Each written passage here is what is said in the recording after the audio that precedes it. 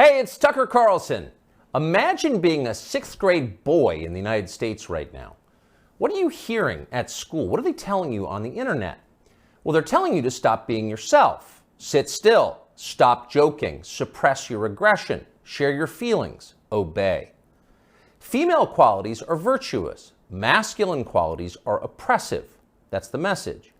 In case it wasn't clear enough, schools around the country have removed urinals from boys' bathrooms. The male body itself is shameful. Sit down when you pee like a good little girl. Views like this are often called feminism or woke politics, but in fact they amount to mass conversion therapy, an attempt to change the fundamental nature of people. Nothing like this has ever been attempted at scale. It's one of the most grotesque and destructive experiments in human history. What would it be like to find yourself the subject of that experiment as a boy trying to become a man during the Biden years? Well, you might kill yourself. Many have.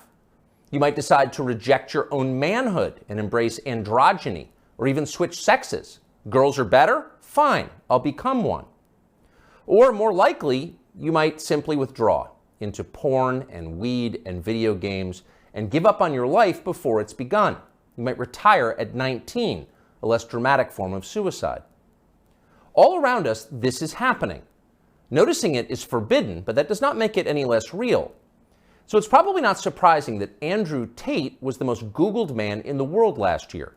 He offers a different vision. Tate is a former professional kickboxer who about a decade ago began posting advice to young men on social media. Tate's view is that men want respect above all. It's how they're wired. In order to get respect, men must become worthy of it. They must become more impressive.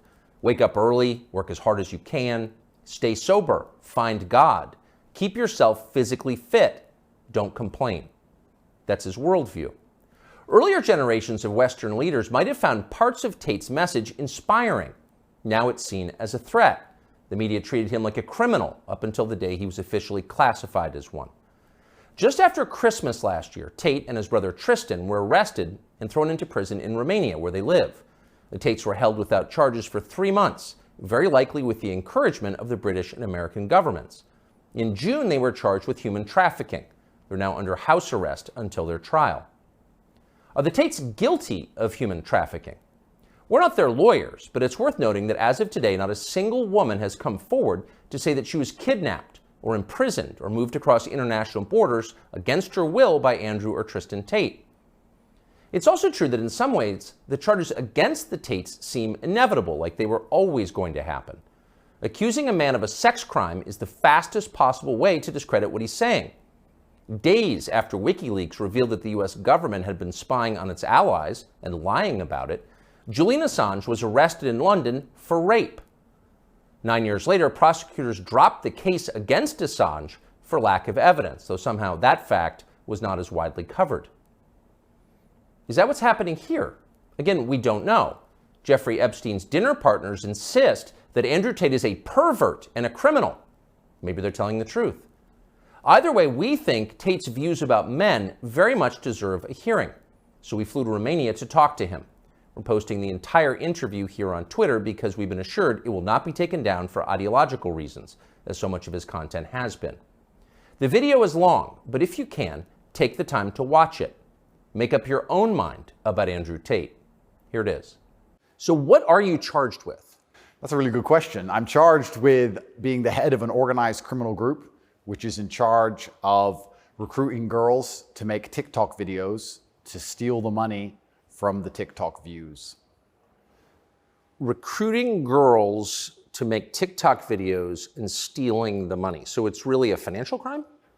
It looks that way, and it's very interesting because the girls who they've identified to add to the file are saying that we're not victims of anything and this isn't true.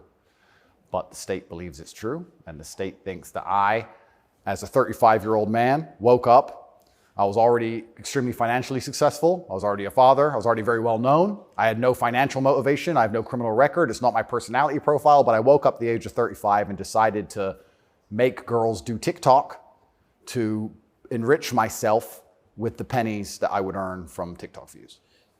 So in the United States, I think the belief is that you were charged with human trafficking. Yeah, that's human trafficking, because what you do is you force a girl to work against her will for financial gain. That's human trafficking. And their justification for this is that girls do TikTok. Some girls I know who they found who say they're not victims have TikTok accounts. How do you force someone to do TikTok videos? I guess the prosecutor is going to have to explain that, isn't he? It's a very interesting scenario I'm in, and I'm inside of Romania, so I have to show a degree of respect to the Romanian judicial system, and I have to show a degree of respect to the situation I'm in. But the overall charge is that there's an organized criminal group. There's a group of us. I'm the head of it. My brother is below me, and we use the lover boy method to convince women to do TikTok videos to make money so that we can steal the TikTok money.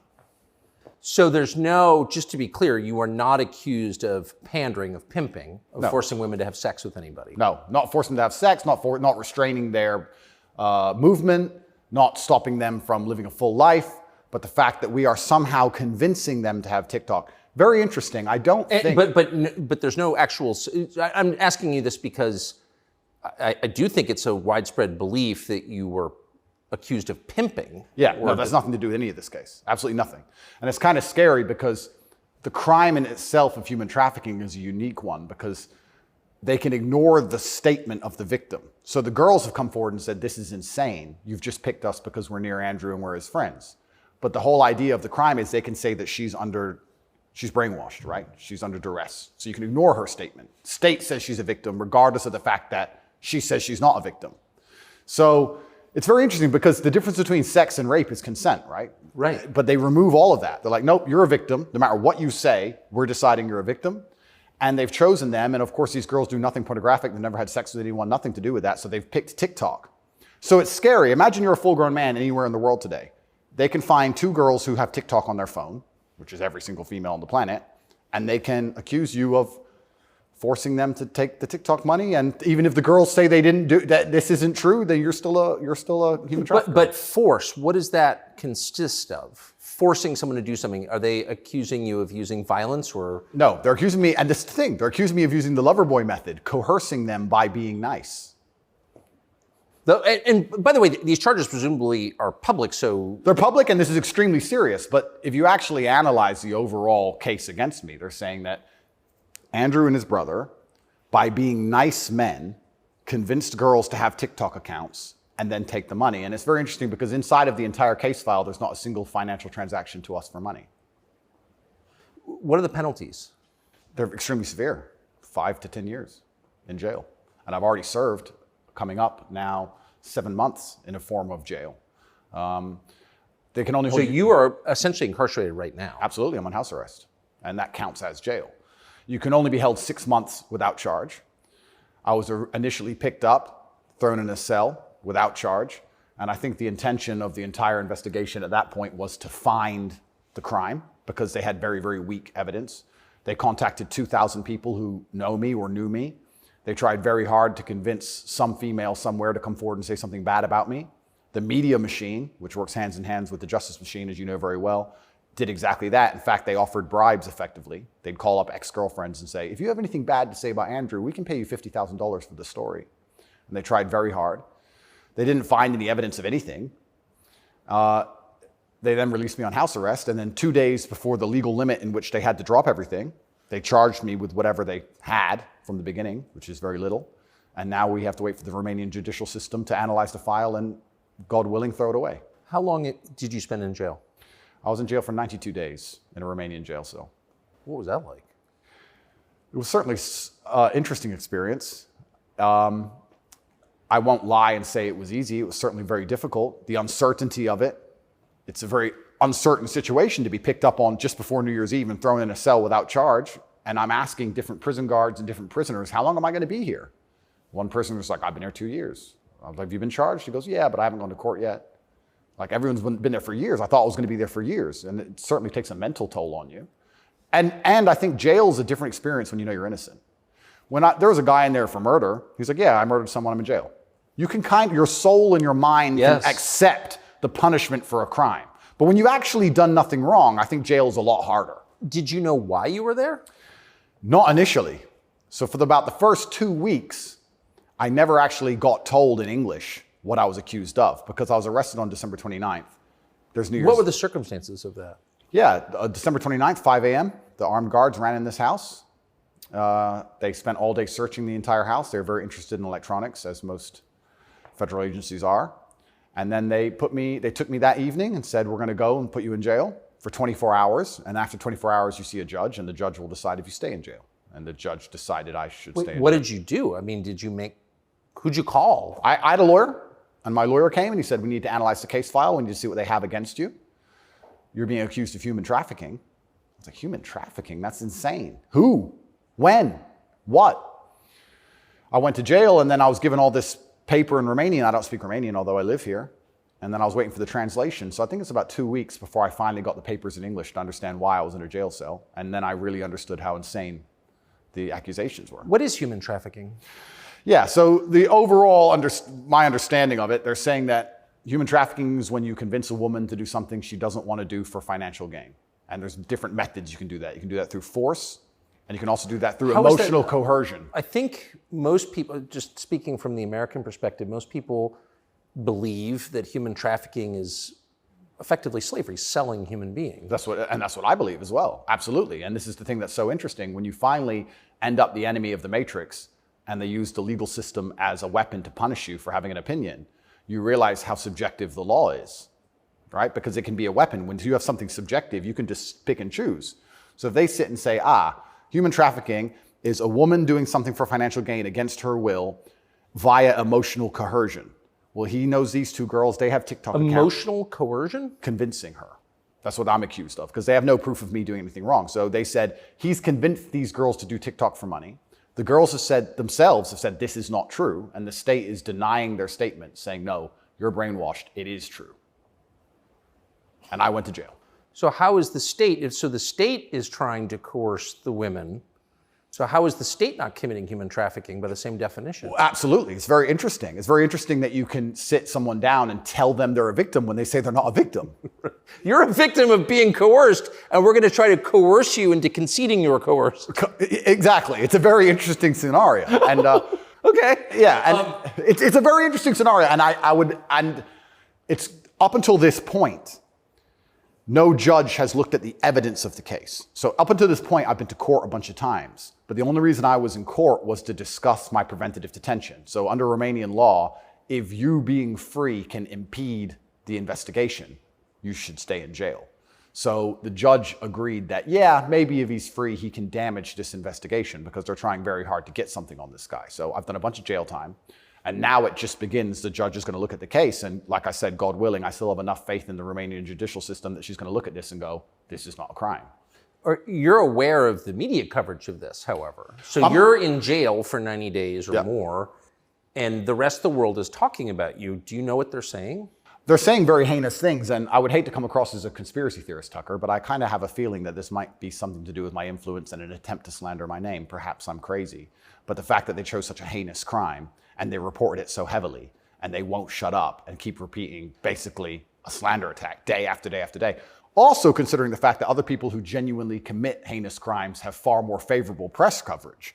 I don't want you to think I'm a conspiracy theorist. Please, Tucker, I would hate for you to come here and call me crazy. Yeah. But something very strange about it, and I think when Jeffrey Epstein's friends call you immoral?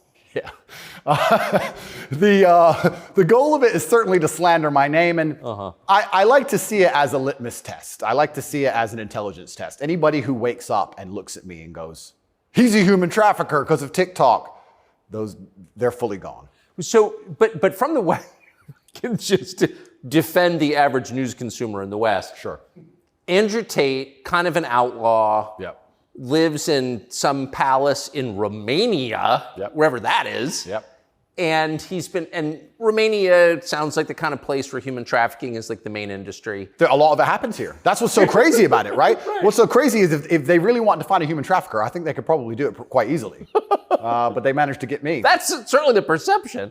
But it's one of those charges that kind of sells itself. Oh, absolutely. And it doesn't matter if you're found guilty or not, right? You're a human trafficker forever. And but I do think that public consciousness is changing. I think with things like there's been some very large court cases recently involving some very famous people in which women were caught lying, trying to slander men's names for rape and these kinds of things. And I don't think people believe it anymore.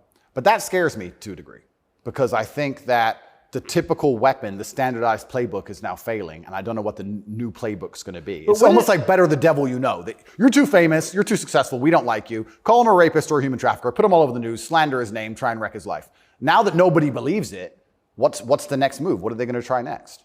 Wouldn't it just have been easier to commit like a massive financial crime and defraud people of billions, come up with like a fake cryptocurrency, call it like, I don't know, FTX, or just give a name to it. Yep, something random. You know, steal billions and get your parents involved and buy a bunch of real estate in the Bahamas, and then like you'd be sort of a hero, right? Oh, absolutely. And I would have certainly made a lot more money than TikTok, because I don't think TikTok even pays you for views. And if it certainly does, I never got a single transaction from it. So it's a very interesting scenario. But if I was accused of a financial crime, my name would not be slandered. So no, of course. Well, of course not. You have the presumption of innocence. So just back to the jail thing. So you're in with your brother. At the beginning, I was not, but towards the end, I was, yeah. What did you do all day? It's a good question. I looked at the wall, stared at the wall, smoked cigarettes, lots of push-ups, read the Quran.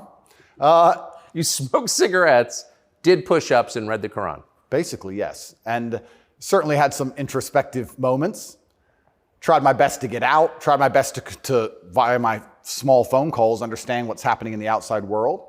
Tried to make sure that the people I love and care about are taken care of, because I'm the man of my family, and I'm also the man of quite a large, I wouldn't say empire, but life. And there's a whole lot of people who rely on me. You know, you have staff and families, you have children and families. I know the feeling, yeah. So when you're plucked from that, it's kind of strange. You're in jail and you're concerned for yourself, but your primary concerns are also all your duties as a man. I have duties as a man. I don't want children to starve. You've got a whole tribe. I've got people to pay. So it was very, very frustrating, constantly trying to make sure everybody else was okay and feeling helpless. That's what hurt me the most. I was trying to make sure everybody I love and care about was fine, and I wasn't as powerful as I should have been. And that was very upsetting. And especially if they were going to keep me there for years, I was having serious concerns about how I can feed the people I love. Did you ever come to the edge at all? No. I certainly had some days I was less happy than others, but I made sure that my mindset was built in a way that I could always be doing something constructive. And also, I think you get what you give in life. And if I ever felt particularly sad on a day, I would try very hard to make other people happy, because if I made other people smile, I'd feel better. So even the dinner ladies or the prison guards, I'd try very hard just to make people smile. I know it sounds silly. Some of the prison guards, it doesn't. Some of the prison guards were more open than others, but there was a couple prison guards who were ice cold, who didn't want to say a word to me. And I'm like, hey, bro, your hair looks amazing. And he just stare at me like he wants, shut up. But I just try my best to cheer people up, to cheer myself up. And as a man, all you can do is just find the resolve to continue doing the best you can in the current circumstance. So, what were the other prisoners like? I don't want to insult Romania in any way, and I love this country and I chose to live here. But if I had to describe it for the people, for an American audience to understand, I don't think Romania and a lot of these countries have the same kind of mental health setup or the mental health support that a lot of Western nations have. So you end up in jail. Ooh. So I think there was a lot of mental health problems inside the jail. So it was very similar. It wasn't just a jail. There was also a lot of mental health problems in there, which adds a new complexity and a new dimension to the suffering, because there's just random screaming and there's suicide and it's certainly not a very nice place to be. Oh, so it's horrifying. Yeah, I don't want to go back. You hear the phrase Romanian prison and it sounds tough, so it was what you would imagine. It is, and when this process is over, there's a lot more I will say, but I will say the staff were very nice to me, and I want to make this clear. I want to make it very clear that all the staff in the jail were very professional and very nice to me. I would almost say that they believed I was innocent and they understood that I didn't belong there. There was a semi-apologetic vibe to the way I was treated by the guards, if that makes sense. Yes. They understood very well. I don't think anybody, like I said, with a functioning brain believes that me at the age of 35 decided to steal TikTok money and ruin my entire life without financial motivation to girls who say they're not victims of anything. I don't think anybody with a brain. Well, the fact that you're not accused of a sex crime or of violence, which I think most people don't really understand. Yep. And they can look it up. Yep. I mean, but you're not actually accused of rape, Correct. selling anyone, Correct. pimping. Correct. Okay. That right there raises a lot of questions. Well, yeah, and this is the thing that's so interesting because I'm accused of using a method of human trafficking called the lover boy method. So how that would traditionally work is a man would meet a girl, become her boyfriend, take her to another country, turn her into a prostitute, say I love you, like pimping. Of course. But they're saying, because all my conversations with these girls are very nice, they're saying that I use the Loverboy method to convince them to do TikTok. And once again, I never made a penny from TikTok, and I have no interest in girls' TikTok's accounts, and I've never made any money from TikTok in my life.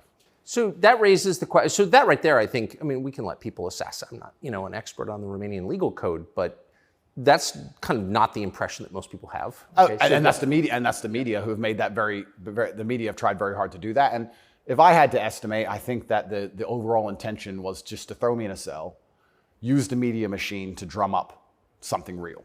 I think that's what the goal was. So, but what's and I believe that. It seems, obviously. Yeah.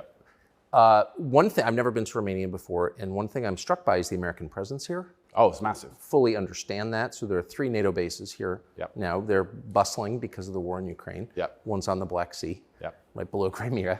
So this is strategically important, this country, to NATO.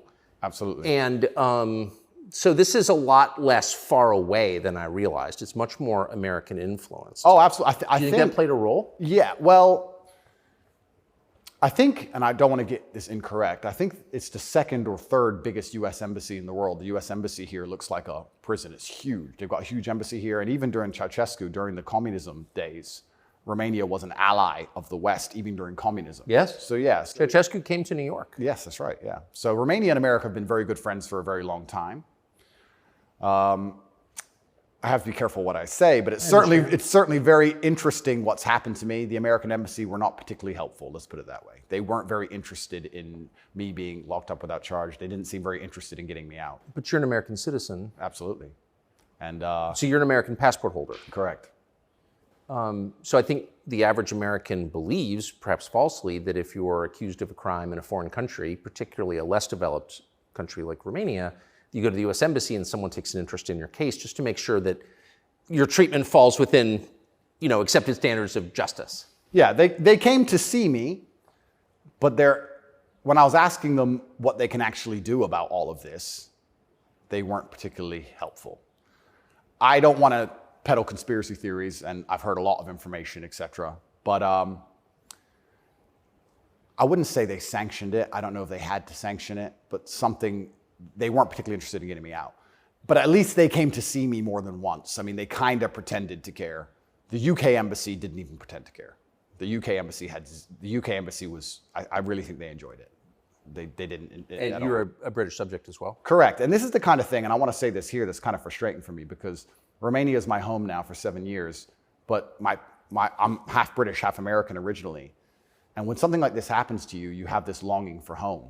You kind of want to go home. When you end up in a jail in a country where, even though you've lived for a long time, you don't speak the language, you don't understand the legal system, going to court in a foreign language is far more intimidating than in your own language. I can't even imagine. You don't have a clue what's being said. You don't understand how anything works.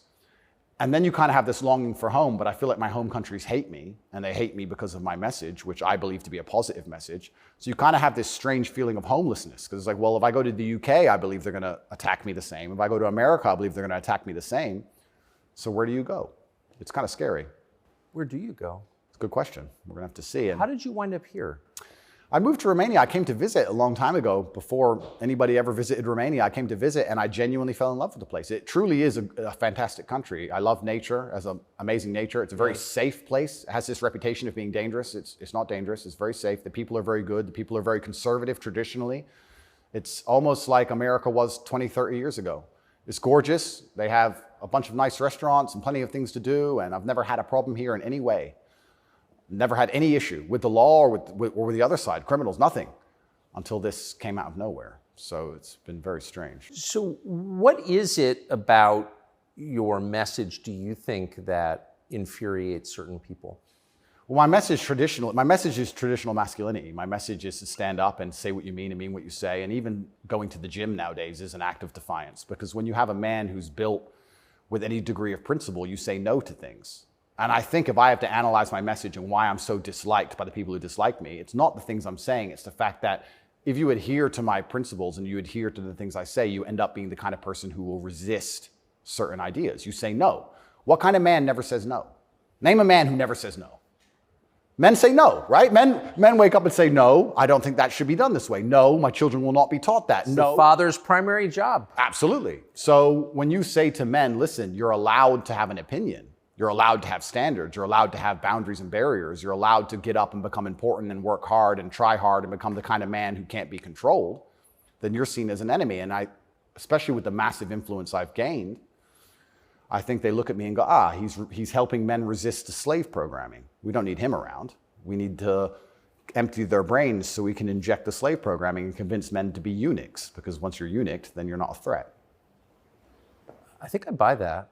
Because your message, I'm not the world's expert on your message, but I've seen a lot of it, and it's not explicitly political, actually. No, it's not political at all. And their original attack before this Matrix attack is they weaponized virtue, which is what they usually do. There's no genuine virtue inside of these people. They weaponize virtue. They find a virtue, and they turn it into a bullet, and they shoot at you. I'm sure you know very well. Yeah, I've heard. Yeah.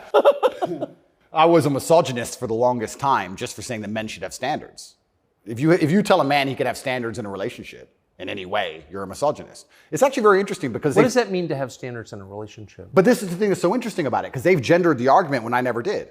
I said as a man, you shouldn't have a girlfriend who is a liar and a cheater, and you also shouldn't have male friends who are liars and cheaters. You shouldn't be around dishonest people, yes, male or female. Amen. And Amen. they gendered it and said, he's a misogynist. He's saying that men should only act this way with women, etc. I said that men should have standards, and you should have protocols that you're prepared to accept, and you should have hard parameters. And if a woman doesn't want to adhere to those parameters, that's her decision, and it's her prerogative, but you don't have to stay with her. Why should you? What's wrong with that? Well, that's teaching men to say no. They don't want men to say no. So are you arguing that it's better to be with a virtuous woman? I think so, yes. I know that's crazy. No, I'm serious. I mean, that seems I like am, Tucker. I don't want to. That seems like good advice. I don't want to come across as extreme, but yes, I am. And what's actually funny is I really believe most of the things I'm saying were accepted by absolutely everybody 15 years ago, 10 years ago. And now it's public enemy number one. And it's because of the mass influence I have. At one point, I became the most Googled man on earth. At one point. And it's a scary situation I'm in. But if you're arguing that it's really important for a man to find a good woman, a decent woman, an honest woman, that's the truest thing that's ever been said. I Absolutely. mean, that's the most important thing any man can do. I mean, I can just tell you firsthand. Oh, thank you very much. Married 32 years, that's the most important thing. And you think saying that angered people? Absolutely, because I'm arguing the only way to do that is via masculine excellence. I'm saying in the world we live in today, it's hyper-competitive. And if you want to be the kind of man that has the choice of women to choose a good one, you need to be an excellent man. It's no longer acceptable for you to just be an average Joe or below average. You have to get up and you have to work hard and you have to be smart and interesting and you have to be charismatic and make some money and be in good shape and you have to try very hard. And unfortunately for them, if you follow that path as a man and you become successful in those realms, you end up being the kind of person who resists enslavement. You become the kind of person who wakes up and says, no, I don't believe in that. That doesn't make sense to me. I can't imagine a better message than that. If you want a good society. So then you have to argue and sit and say, do these people want a happy, functioning society or do they want something else? What do you think? I think that I would never kill myself. And I also... Just throwing that out there? And I also think that when you want to conquer a society, you kill the military-age males. That's what you do. That's the first thing they've ever done. They walk in and all the men have to have their throats cut. They can't perhaps do that, but they can certainly cut your balls off. And then you can't resist. And I think there's certainly a movement to ensure that there's very little resistance left inside of the number one demographic which is required to resist oppression, which are military-age males. And they don't want those kind of people waking up with any kind of self-respect or standards or to say, no, I don't accept this. I do not need a 9th injection. They don't want that. They want you to sit and say, I don't need it, but the news said so, oh well. So in the one interview that you and I did, you had a line that I've been thinking about ever since. I thought it was so interesting. I never thought of it before. You said that a lot of people went along with the vax and that you didn't judge them because facts change. But now that we know that a lot of what we were told was wrong and some of it was a lie, it is a requirement of your own dignity, of your own self-respect to say so. Completely. And people should apologize. I really do believe. And I have nothing against the people who fell for the propaganda, fell for the programming, and took the vaccine. Yes, I agree. Fine. But you should wake up and say, I was fooled. I've learned my lesson. I will not be fooled again. But if you were fooled by the MSM and took the injection and you continue to be fooled and you've not self-reflected and you've not realized that they lied to you the entire way and you now believe the new bunch of lies that are all over the television, then there's something wrong with you. Or you don't care that you were lied to. You don't care that you were lied to, because I think a lot of this is actually genuinely cowardice. I think it's a very easy worldview. The life is easier if you accept the news tells the truth. Yes. Everything they want me to believe is true. Everything's nice and simple. Good guys, bad guys, doop-de-doop-de-doo. And if you want to actually wake up, it takes a degree of bravery, because then you have to destroy your entire worldview, everything you've ever understood and everything you're told, and you have to really look at the world and go, oh, this is a mess. And that takes bravery. And once again, that's why they don't want men to be brave. They want you to sit there and go, oh, it's easier if just, CNN said, so it must be true. And it's cowardice. And they're trying to instill cowardice in all of us. That's what they're trying very hard to do. And I think even just me as a person, the people who hate me, my detractors who dislike me so much, even if I say nothing, I just turn up, big, bald, strong, fast car. It's just me. I'm like the enemy to them, because I symbolize men who don't comply. And not don't comply in a negative law-breaking way, but don't comply if we don't agree with that or we don't see common sense in that, we're going to politely decline. And that's simply not allowed. What's it like to have the prospect of prison hanging over you? I think that I like to believe that this is a test from God. I like to believe that if you become the most Googled man in the world for saying that you have mental resilience, that God is going to make sure you don't have that degree of fame without testing you. I like to believe that God comes along and says, yes, I've allowed you to become the top G. We're going to see if you really are the top G. I believe that's how the world works. It's certainly intimidating, especially knowing you're completely innocent. But I believe it's a test, and I believe it's my job to pass the test for my ancestors and for people watching over me and for God. And I think I have to do the absolute best I can possibly do in the scenario and the circumstance, regardless of whether I win or lose. I still believe I'm going to win because I've seen the case file and I've seen that no laws have been broken. But even in the very unfortunate circumstance that this matrix attack goes deep enough to throw me into a jail cell, I think I should handle it like a man. I think I should stay and finish the process, and I should walk with my head held high and suffer as much as I need to suffer to stick by my convictions and know that I'm an innocent person. And I refuse to break. I refuse to cry. I refuse to be depressed about it. I'm going to wake up and I'm going to smile regardless. And regardless of what happens to me, I want everyone to know that, one, I would never kill myself. And two, I think that as a man, there's always going to be a degree of pain and suffering in your journey. I don't think you're ever going to become a successful man or be good at being a man without pain and suffering. And there's many times in my life where something terrible happened to me, and at the time, if I could change it, I would have. But retrospectively, you kind of look back and go, you know what, that was formulative for me. That's right. That is what God decided I needed to become who I became. So all of the pain and all the suffering I've ever gone through in my life ended up, in the end, building me into the person I am, and I'm proud of who I am. So if God decides I need to go back to a Romanian dungeon for however many days, then all I can do is accept it and accept his plan and accept that it's going to make me a better person and so deal with you it. see the hand of God in your life?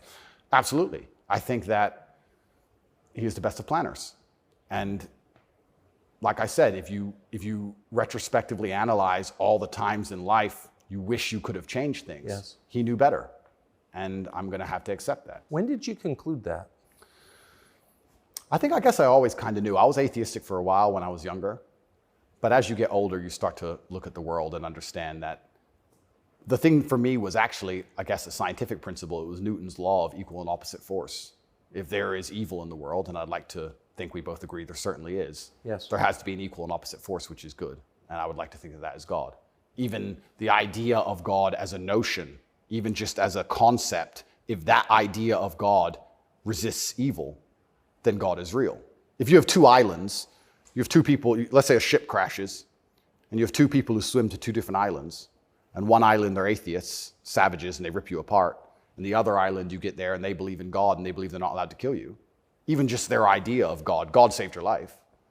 So I think even just the concept of God in and of itself, if enough people believe it and it makes them do good, then God must be true. And that's the equal and opposite force to the evil of the world. And this is how I view it. So I don't see how anybody with a conscience cannot believe in God anymore. That's such a profoundly different worldview from the one that we're presented with, I think. Yeah. Do you think that's maybe the division in the West between people who see those forces at work and those who don't? I think the West is actually split between people who think and people who don't think at all. I think the people, there's no such thing as these two opposing worldviews. I think people believe there's worldview A and worldview B. I disagree with that. I think there's worldview A, the good guys, which are primarily people who do believe in God, do have parameters, do believe in standards, do believe in self-respect, do know how to say no. And there's worldview B, which changes day by day, based on what they're told, which means they have no real worldview at all. They just repeat. And they have no standards and they have no parameters. There's nothing you can tell them that will make them wake up and go, that's wrong, because they have no inherent morality. So you can say bestiality is accepted and encouraged now. It's good for you for climate change. And they'll sit there and go, oh, for climate change, oh, well, off we go. And they'll just do it. So I think you have a camp of people who think, and you have a camp of people who repeat. And I don't think there's actually the opposing side to the good, I don't think function as a thinking populace at all. I think they simply repeat. It feels like the conflict between those two groups is getting more intense. It's certainly getting more intense. And it was interesting for me and I want to be an optimist, but I lost so much faith in humanity during COVID. If you would have told me how COVID would have gone down before COVID, I'd say no way. We're not that bad.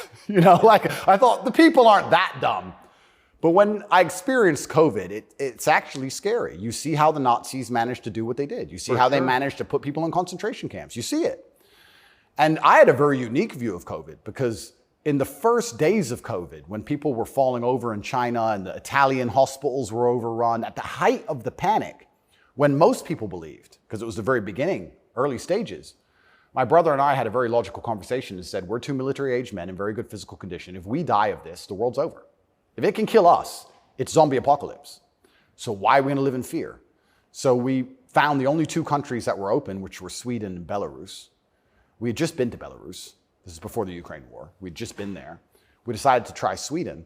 So for the first 3 months of COVID, during the height of lockdowns, when Florida was closed, when it was absolute... I remember. Yeah, when it was the craziest lockdowns globally, me and Tristan are in Sweden in absolute freedom. They had no restrictions, no masks, no vaccine passports, no social distancing, nightclubs are full, restaurants are open, perfectly complete normal society. Nobody talks about this anymore. Nobody talks about, wait, Sweden never did a thing. Everything functioned perfectly fine the entire time. And they don't have it. Where's their illness of their winter of severe illness and death? Yes. They never had one. It's a cold country, never had one.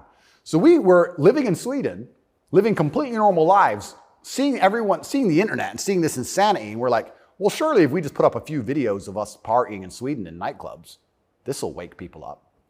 People ignored their own eyes. That's the scariest thing about everything, is that they can get to a level where, with the media machine, where people will genuinely ignore their own eyes. I don't understand how you can get people so brainwashed that they will see that the sky is blue, and then they'll watch that the sky is green, and then they'll look at it again and go, the sky's green.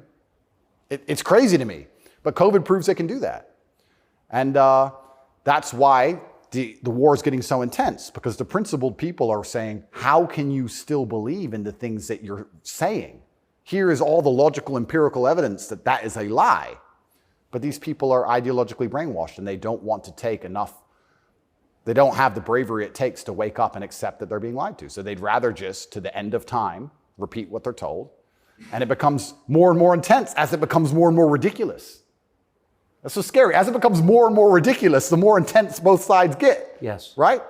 So what the future holds, I'm not entirely sure. But I like to believe, even my current charges, I found solace when I was in jail, that the thinking people are looking at this going, something about this doesn't seem right. Well, I mean, it is a little bracing. I mean, when I discovered, I was sympathetic to you already. Yeah. But, a man's accused of human trafficking. It's worth finding out what he's accused of. Sure. And when I discovered that there was no actual human trafficking charge, that's not actually human trafficking. I don't care what you call it. Yep. You weren't even accused of buying and selling anyone. Then the next conclusion you inevitably reach is they don't like the guy, they don't like his views, it's fine. They're going to send him to jail for that. Yep. That does seem like an escalation. Absolutely. But if they don't like your views and you're inspiring millions of people to resist slave programming, you become a threat. Like, they discuss me. But you can't send a guy to jail because you disagree with him. You shouldn't. But even before I went to jail, the members of parliament in the UK were talking about me and what a dangerous role model I am for young boys. So they launched this initiative inside of British schools to ban me. My name can't be said inside of any British school. And members of parliament were standing up in parliament saying, Andrew Tate is dangerous. He's encouraging young boys to have misogynistic views, because I'm literally telling young men to go to the gym and to stand up for themselves and believe in themselves and believe in something. And by extension, you look at some of the sexual education books these children are being given, which I believe at age 9, I don't think a child needs to learn about anal sex or any of these things. Probably not. Yeah, probably not. So they're pushing that to the children, but I'm banned. Well, they're also pushing weed and video games on boys. Oh, completely. And you can listen to rap music about killing people all day long. And there's a whole, and Lil Nas, he can have sex with the devil in his music videos. That's fine. But I'm dangerous for saying go to the gym. And once I realized what was scary to me is, I said this to my brother. I said, once the parliament's discussing you, you're basically considered a national security threat at this point. You're a threat to national security at that level. And then all bets are off. Right? What about the UK? So the UK has become more authoritarian than anywhere in the Persian Gulf. Correct. How did that happen? Yeah, and it's, like I said, it's very interesting because people still, the people in Camp B who don't think, a lot of them believe that the law is fair. I've had people say to me, oh yeah, what they're doing to you is garbage. Well, you need a lawyer. So yeah, I do need a lawyer, and I do have a lawyer. Thank you.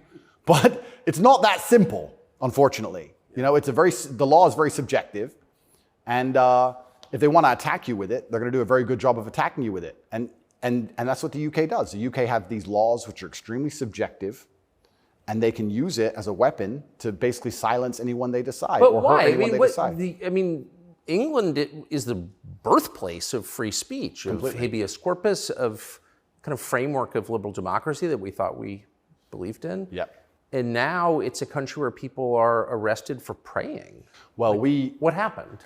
Good question. And there's a saying that I heard, and I don't know who said it, but he said that a sick country adopts laws like a dying man will try medicine. And I think that the UK is failing in real time.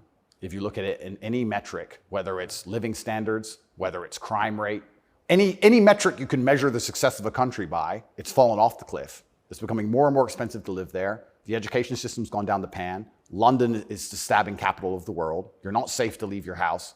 So their answer to this is just more and more and more laws. And unfortunately, as they do that, they're not even intelligent enough to actually attack the people who are doing genuinely bad to the world. They just make more and more authoritarian laws, and they end up using them to attack the people that the government doesn't like. And I ended up being one of them. And I think Europe in general has problems. If you look at France as we speak, I think it's on fire, isn't it? Most of it? It is. Yeah. So they have issues, and their answer, what's a government's solution to anything? Law. What can a government do? No matter what. But they're not laws that are aimed at fixing the problem that's right in front of them. No, they're laws aimed at fixing the person who's talking about the problems. So why don't you get rid of the guy who tells everybody? Isn't that easier? Tucker? Why fix any of this? If we just shut him up, they won't know. No, but that's like responding to a heat wave by breaking your thermometer. Completely right. That's the plan. It's insane. Plan 1 is to break the thermometer. We might deal with the heat wave a bit later. But get air conditioning. No, let's break the thermometer. For now, there's too many people talking about the heat wave. So let's just break that. And then later on, maybe when we have time, we'll do something about the actual issue.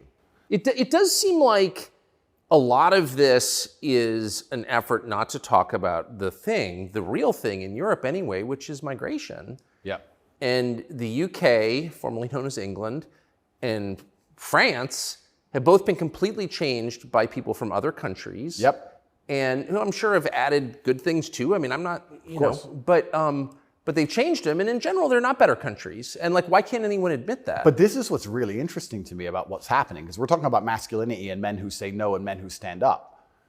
But there has to be balance, right? Yeah. Everywhere in the world, there has to be power balances. If there's not a balance in power, there's going to be a vacuum, and that's going to be filled.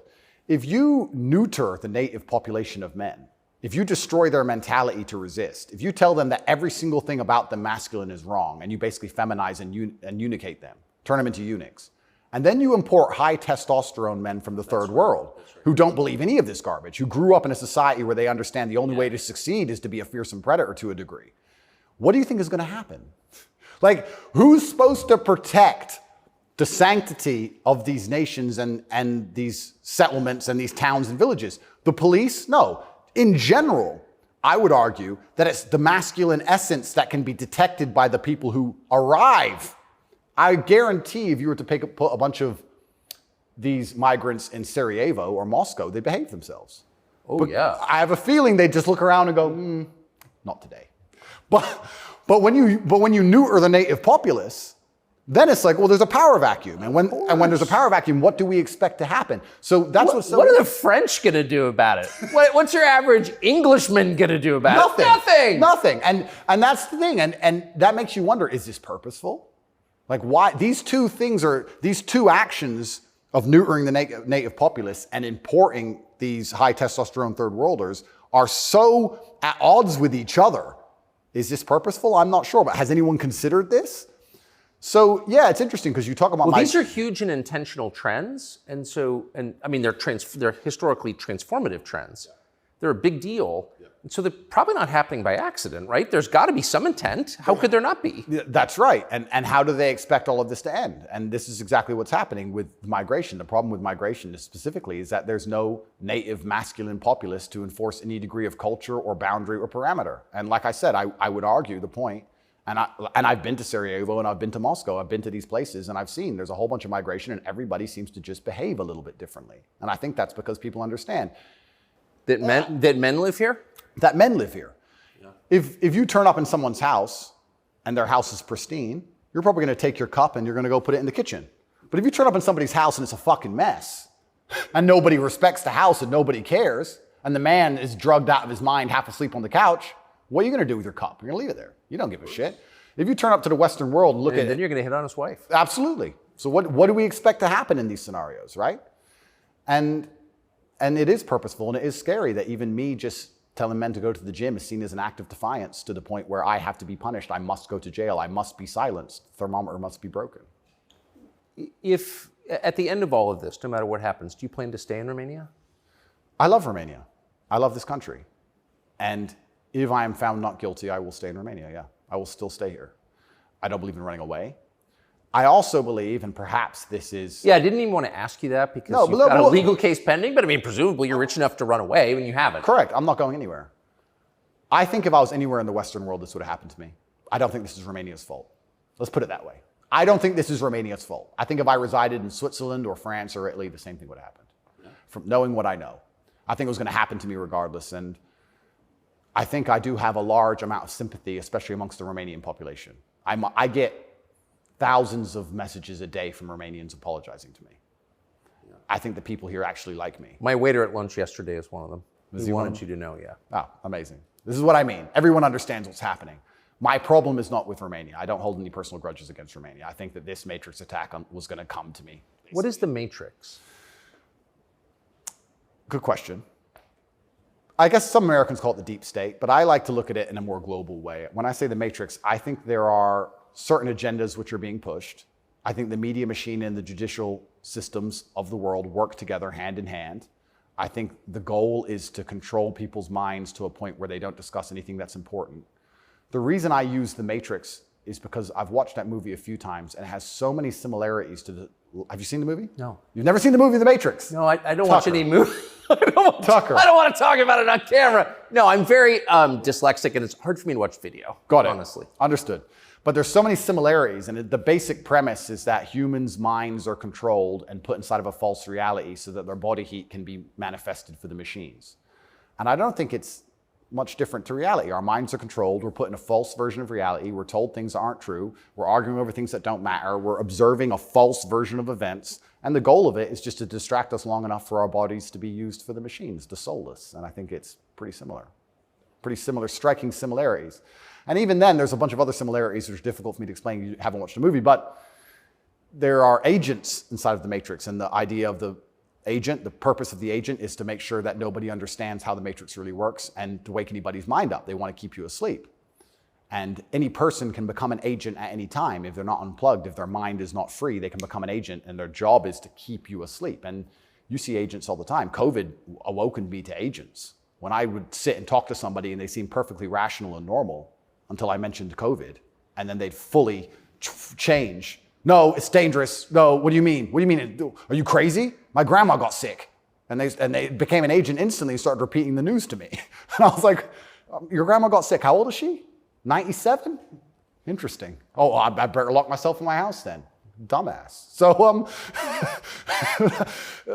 agents exist and the Matrix exists, and I think most people's version of the world is a false one.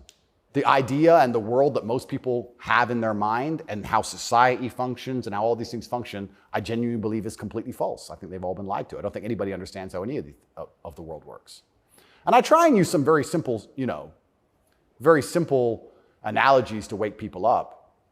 I said to one of my friends once, I said, if me and you could play video games for $10,000 and you could cheat, would you cheat? He goes, well, no. I was like, if I was whooping your ass and it was 10 grand a game and you could cheat, would you cheat? He goes, yeah. I was like, all right, so you accept that people cheat to win in a video game for a menial amount of money. You think they're not going to cheat for something that matters? Yeah. I think they're not going to cheat for something important? You understand what I'm saying? Oh, yeah. Yeah. So, how about to get the most important job in the world, President of the United States? I would never kill myself. I mean, people kill each other over insurance fraud. You don't think, right? Yeah. Yeah. So when you actually understand how the world really works, what was really interesting?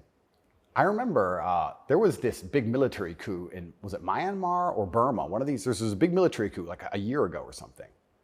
And nobody really cared. They mentioned it on the news a little bit. And I looked at it and I looked into it. And they were talking about how the two political parties were almost 50-50. And then in the 90s, something changed. And now one political party just smokes the other one. And the military took over to restore democracy and all this stuff. It was very interesting, the voting machines they used. Really interesting, something to look into. A lot of countries like that. Philippines, also true.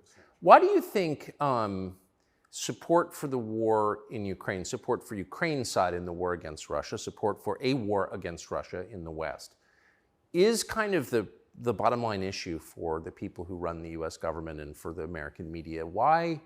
I mean, I guess you could argue about it, but there isn't an argument about it in the United States. There's a position, and anyone who doesn't hold it is attacked and punished. Why? Why is that so important? Well, the first thing I think we should all do is I think we should all give Putin credit for curing COVID, right? Because when his invasion happened, COVID went away. So I thought about that. Think about it. It's almost to the day. So we have to give him some credit at least for doing that. He may be the bad guy of the world, but at least he cured COVID for everybody, nearly instantly. Fair. Thank you, President Putin. I, up until this point, never really commented too heavily on politics. Yes. But I understand very well, I like to believe what's happening with Ukraine and Russia. And what I will say to the people who are watching this at home is that if you are naive enough to believe that there are good guys and bad guys in wars, and it's as simple as good and bad, and that the bad guys are crazy and the good guys want freedom, then you need to do a little bit more investigation into what's really happening. And when you look at the vested interest of any country or any person... Can I just ask you to pause and just comment? That's the truest thing, what you just said. That is and anyone who doesn't understand that should shut the fuck up. And I mean it. Having seen war, anyone who's telling you that it's Churchill versus Hitler is an idiot. Well, I'll give you an example. When my father was still alive, excuse me. Yeah, no, it's true. When my father was still alive, my father died 6 or 7 years ago. I was a lot younger. The war in Afghanistan was going on. He died 6 or 7 years ago. How old was he? 56. Oh gosh. I'm sorry. He died. But the war in Afghanistan was going on. And I remember asking my dad, saying, why do the Taliban even fight and resist the American war machine? They don't stand a chance. Like, why are these terrorists even fighting against the American war machine? And my dad said, they're fighting for their way of life. They want their wife, and they want their children, and they want their society and their language, and they don't want pride flags, and they don't want American bullshit, and they don't want to be told what to do. And they're fighting to be a culture and be a people which is independent in and of itself. Like, they're not the bad guys you think they are. They're people who are like, why are you here? What do you want? We don't agree with that. That's against our holy book. Fuck off. Right? So even there's no such thing as good and bad in any war. And people. Who is your father? My father was a chess master. He worked for the CIA when he was a linguist for the CIA, and then he was American. He was discharged, and for a story I won't tell, but he was a chess master, and it's very interesting. I encourage people to look at his Twitter. He still has Twitter @Tate Terrific, and everything he was talking about 11 years ago is so important now. 11 years ago, no one cared about. We had the Donbass in 2014. People cared. Yes. People cared a bit, but he predicted the future. You want to see how chess players can see the future? Read his Twitter. Everything from LGBTQ, why they need your kids because they can't have their own, to the war that's coming and how Europe's going to have an energy crisis, to the letter. It's all on his Twitter. It's amazing to read. It's like you could tell the future. 10 years ago, no one talked about any of this stuff. Did he live in the U.S.? Yes. Yeah, he lived in America. Fascinating. Yeah, it's crazy. But he was telling me about a lot of this stuff even when I was a lot younger. And as we said, there's no good guys and bad guys. But when you have a vested interest in something, I think that people are relatively simple. You're talking about why the American government has such a vested interest in this war. Which is not good for America. Which is not good for America. So is it, well, we can say it's for money or we can say it's for power. What else would it be for? What, is it really for freedom and democracy? Well, I think that's already been destroyed by Zelensky, hasn't it? So yes. What is it for if it's not for money and power? And then you say, well, who's the money and the power going to? These are logical conversations. It's a very logical thought process. I agree. You know, wouldn't it be interesting to say, okay, I woke up, I'm an American. I would never kill myself. I woke up, I'm an American. Why does America care? Well, I guess it's for money or power. There's no other reason. Okay, well, America wants to be a rich, powerful country. That's fine. Is the money and power going to America, or is it going to a select few individuals? Are those select individuals interested in me and my life? Do they care about benefiting me? Do I need to support the power grab of these select few individuals? Is that going to be a smart move for me to make, for me to have the best possible human experience? Like, this is a very logical thought process. Yes. People don't seem to think anymore. They believe that there's a good guy and there's a bad guy, and one team's completely good and one team's completely bad. One team's crazy. They often use the word crazy because to be completely bad, you have to be crazy, right? So you're crazy. He's crazy, just for no reason. Reasonless. It's insanity. I don't know if you saw Lukashenko with the BBC. Did you ever see that interview? No. Oh, brother. Please watch it. The way he destroys the BBC. I thought I did the best job, but I take second place. Amazing, amazing. But yeah, and you just have to be critically thinking. And then after you're critically thinking, you have to be brave enough. And this is the real pandemic of the world, is cowardice. You have to be brave enough to look around you and realize, everything was a trick. Everything was a lie. But why not be a coward? I mean, it's just a lot easier, right? Well, it used to be. This is the thing that's interesting. I would actually argue in the 1950s and 60s, if you were to agree with every single narrative and obey every single law and do exactly what you were supposed to do and pay your taxes, etc., you'd at least get a wife who respected you. You'd at least have children who could go to school without being indoctrinated to a degree. Yeah. You could have a nice house. You could have a pickup truck. You could have a pretty good life if you just followed the rules. Yes. I don't think that's true anymore. I think that if you are a man especially, and this is what I talk about masculine issues. If you're a man who was born and you decide to do exactly as you're told, you're going to end up depressed, in debt, working a job that you hate, with a wife who doesn't respect you, with kids who don't listen to you, in a house you don't own, until she leaves you, and then you contemplate suicide a while, and maybe you might find some purpose towards the end, enough to survive and pay your taxes, and then you're gone.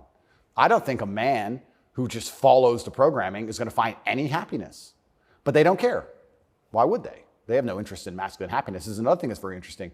They talk about men's mental health all the time, especially in the UK. I'm not sure about America, but in the UK, they have this big drive for men's mental health, saying that men commit more suicides. A lot more. Because it's hard to be a man. We commit more suicides, we're more depressed, we have all these mental health problems. I come along, I genuinely get thousands of emails a day saying I'm helping men's mental health, but no. You can't help it the way Andrew wants. You can't tell them to go to the gym and stand up for themselves and have pride.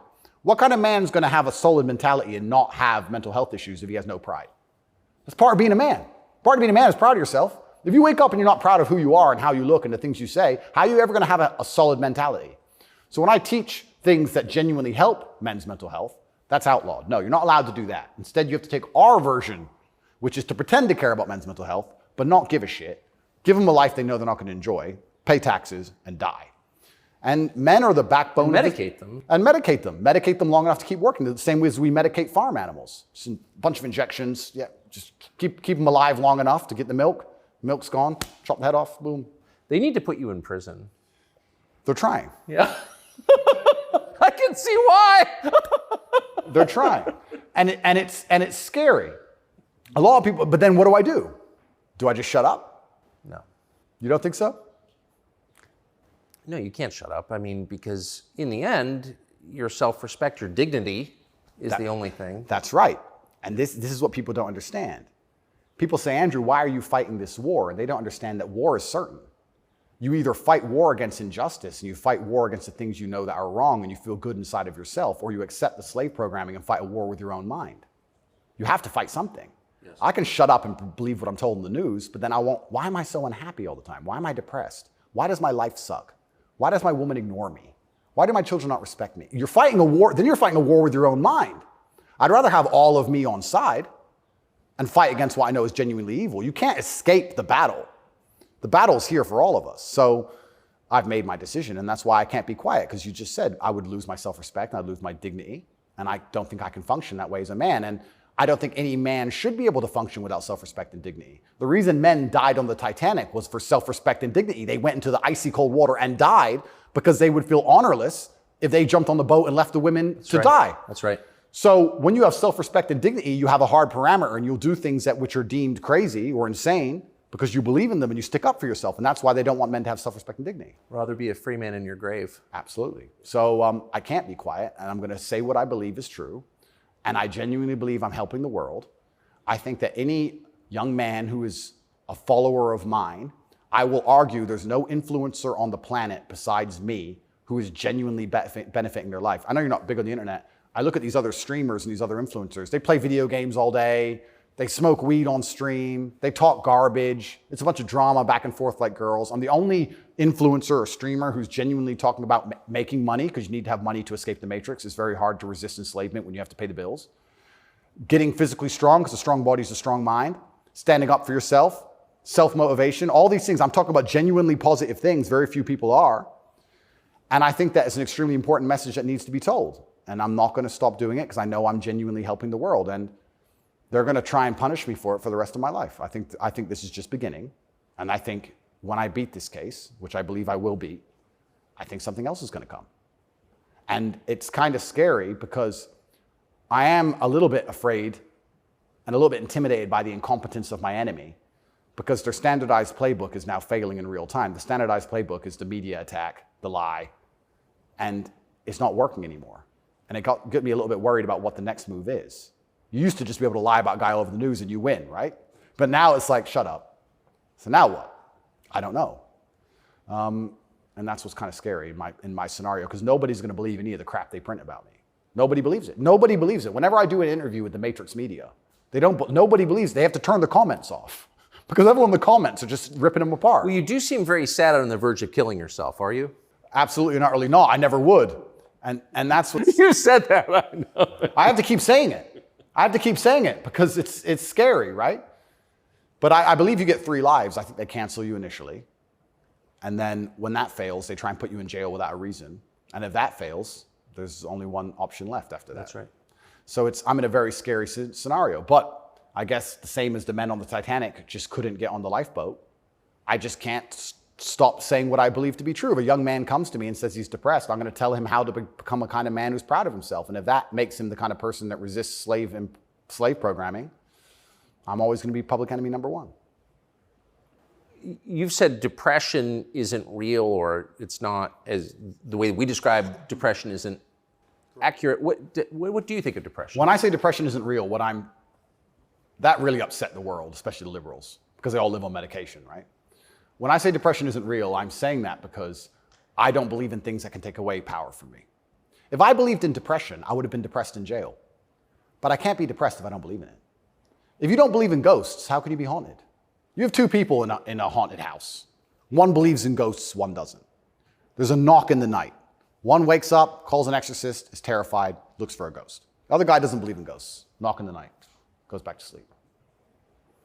It's the belief in the ghost that gives it the power. If I don't believe in depression, I believe in feeling depressed. Sure, we're humans, we have emotions. Sometimes we feel depressed, sometimes we feel happy. I don't believe in the idea of becoming a depressed person who has depression. I don't believe in that. I don't think that's possible for me. So if I don't believe in it, how can it happen?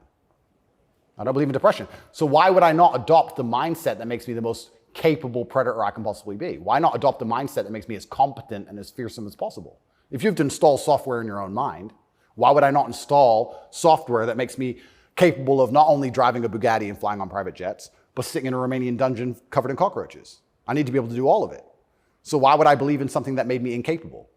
I don't believe in depression because I think that even the belief in and of itself, when you feel depressed, you'll start to consider, maybe I have depression. Then you go see a psychiatrist who tells you have depression. Then they want you on pills. It's the belief that goes down the spiral. If I feel sad, I go, I'm depressed today. I'll be fine tomorrow. So why, I suspect you're right, or what you're saying is pointing toward truth. That's my personal view.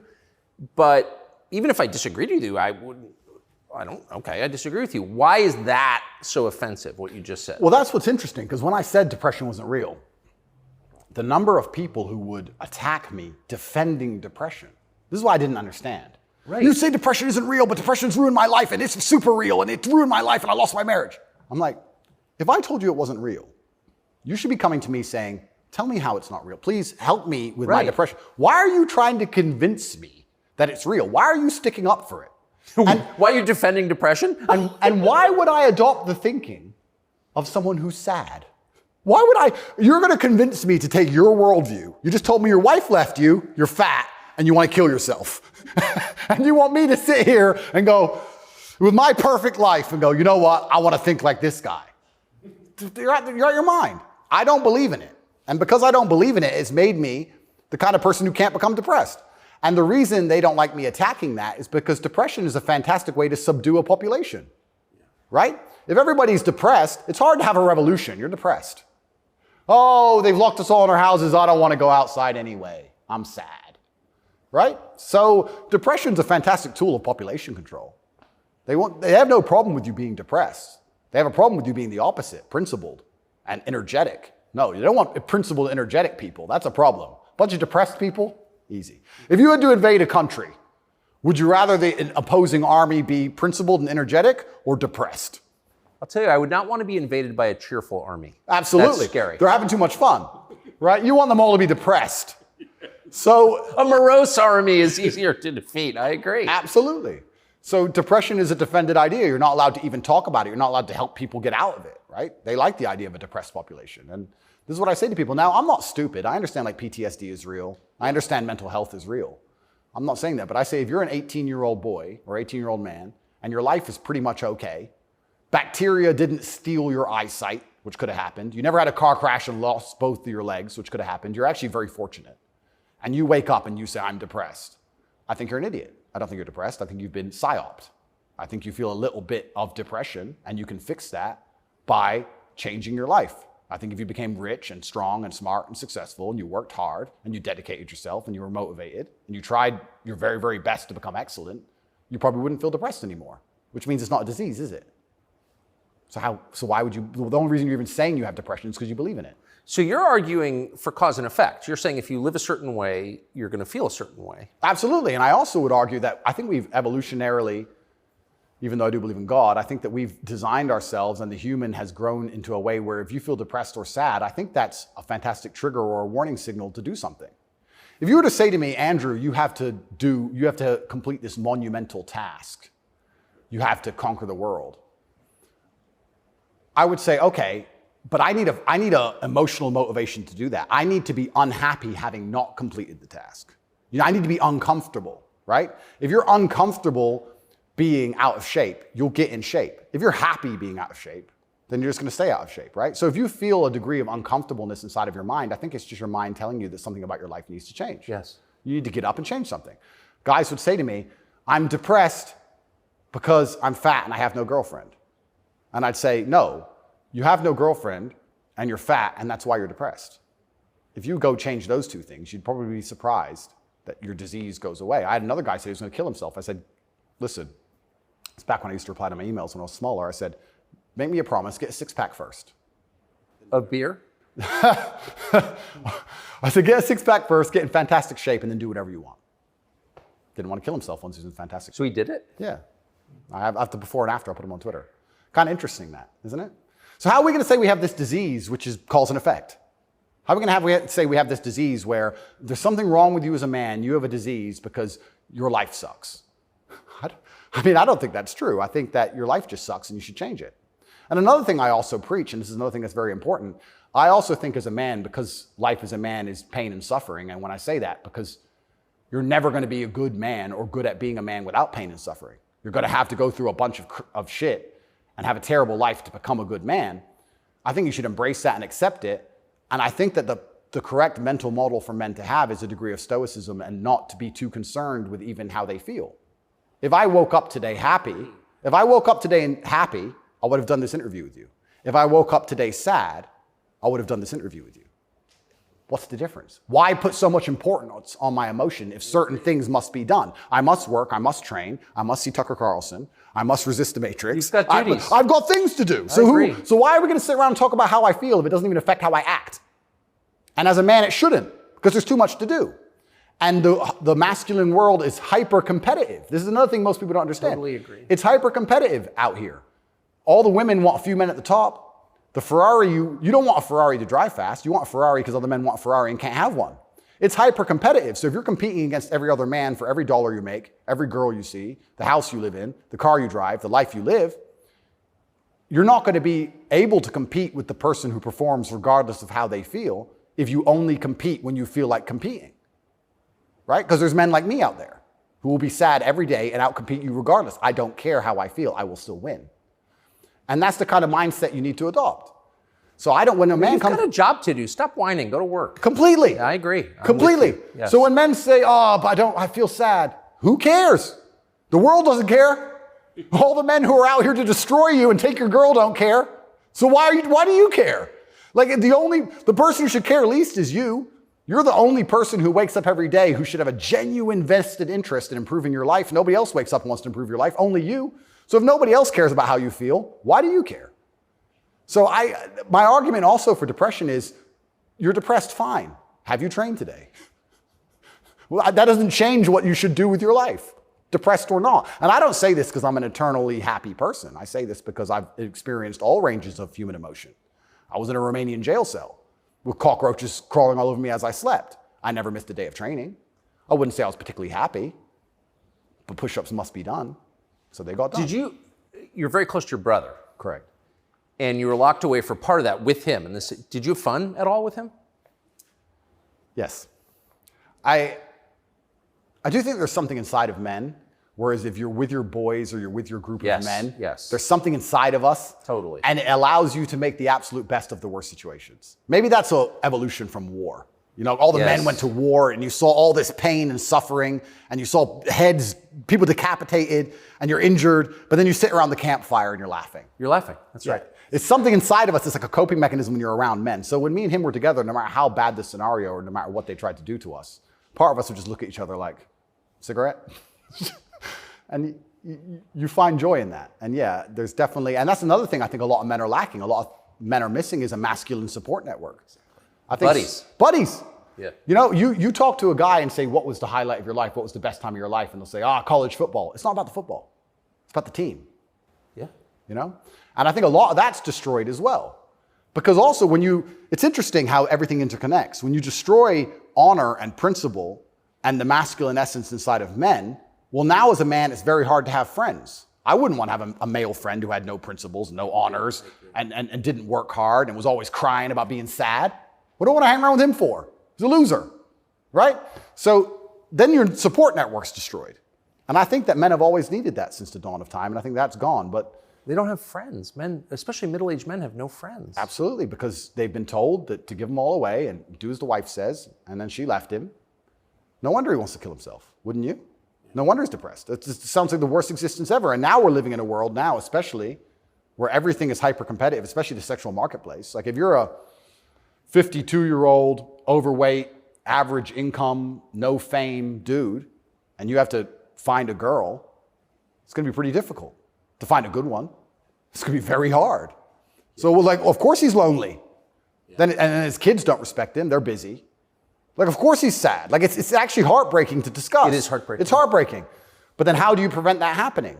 Well, then you need to be a man of honor and principle and make sure that you keep your support networks and make sure that your woman does respect you. And a woman's going to respect you when she sees other men respect you. Yes. And they're only going to respect you if you respect yourself.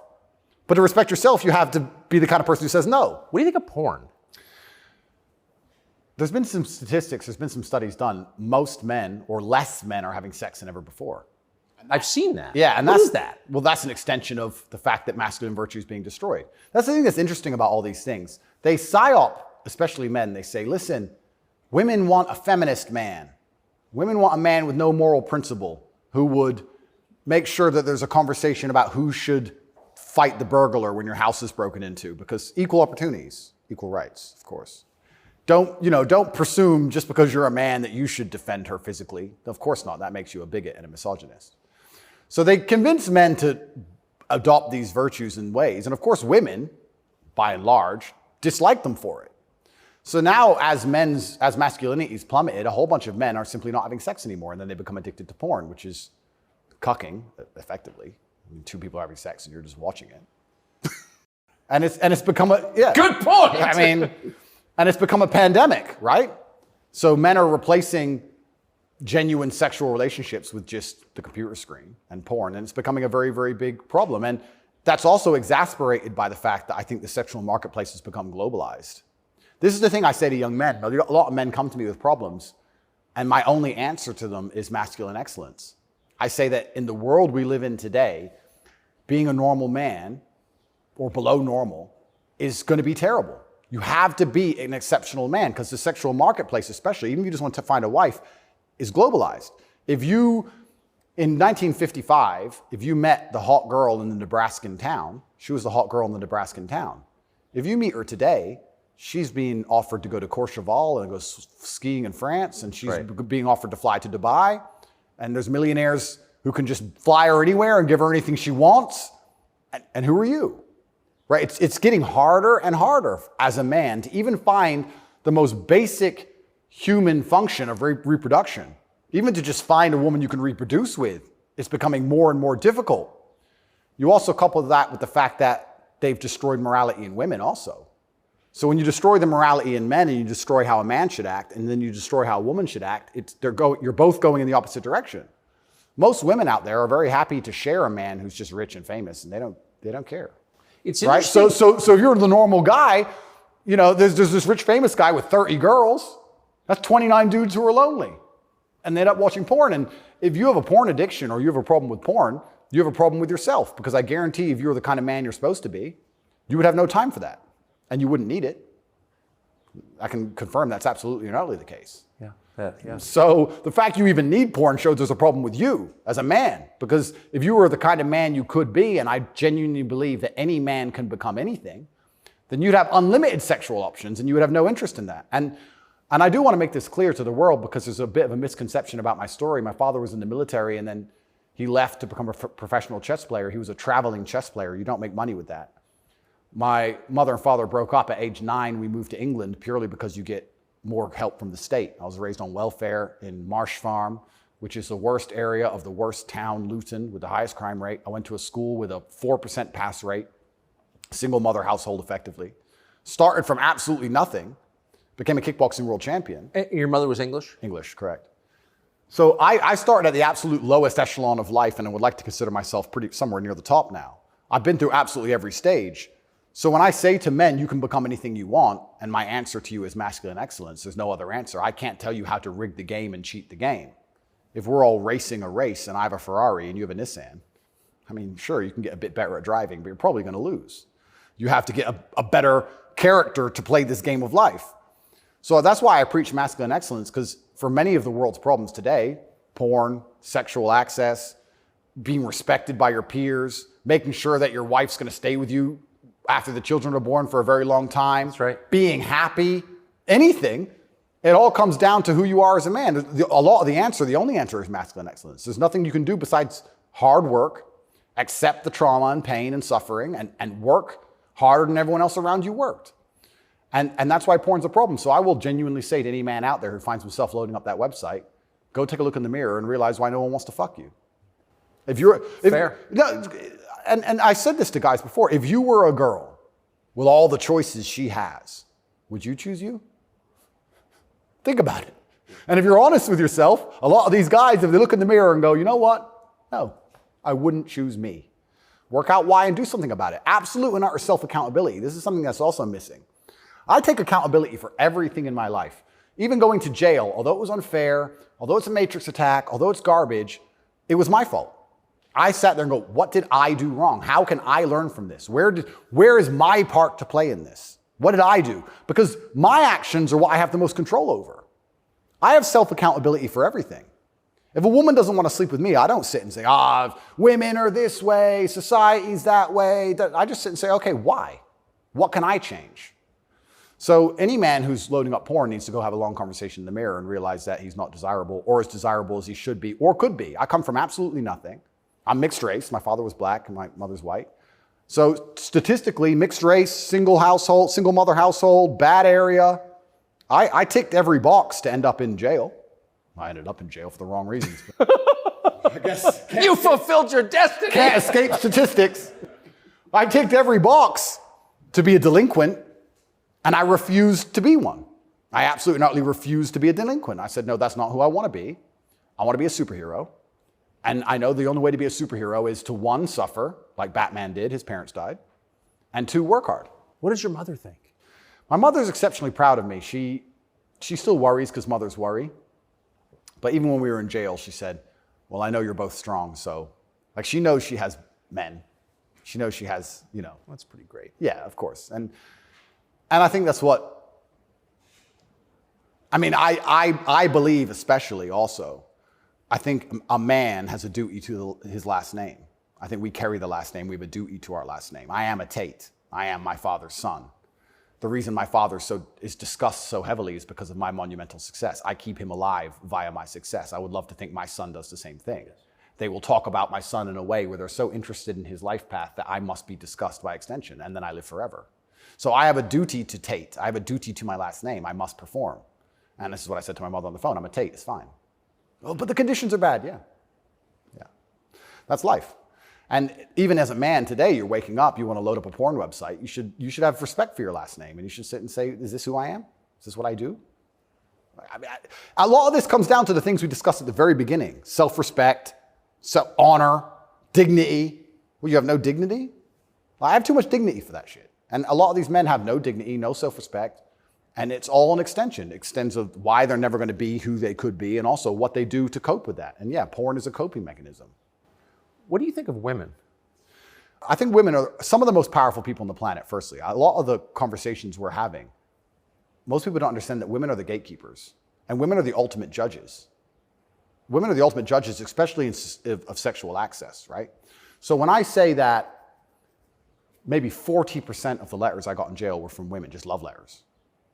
Perfume on them and kiss marks. And the traditional masculine role is still respected and loved by so many women. If you were to ask the average woman on the street who hasn't lost her mind what she wants in a man, she would like to be financially provided for, physically protected. I love women. I think they are the most powerful and precious things on the planet. They give life. But I believe that when you love a woman, you should want to protect her and provide for her and take care of her. I don't believe you love a woman by wanting to do everything she says and cucking to her. I don't believe that because I love women, I should have no standards on what I expect in a woman. I don't think loving women is sitting there going, a woman can do whatever she wants to me and I put up with it. I don't think that's loving women at all. I think loving women is saying, I'm going to be the best man I can be. And the only way I'm going to be a good man is with a degree of standard. And I'm going to be the best man I can be for you. And when I say these things, I get attacked for being a misogynist. Because Well, how is that? I think misogynist means someone who hates women. Correct, because I have conversations with women who are, let's say I've done some podcasts with women who are very promiscuous. And I've explained to them that since the dawn of human time in every single society across the planet, promiscuity in females has been frowned upon. Yes, that's true. It hasn't been frowned upon in men, but it has been in women. I explained In a big way. In a big way. In many parts of the world to this day, you can't get married if you're not a virgin.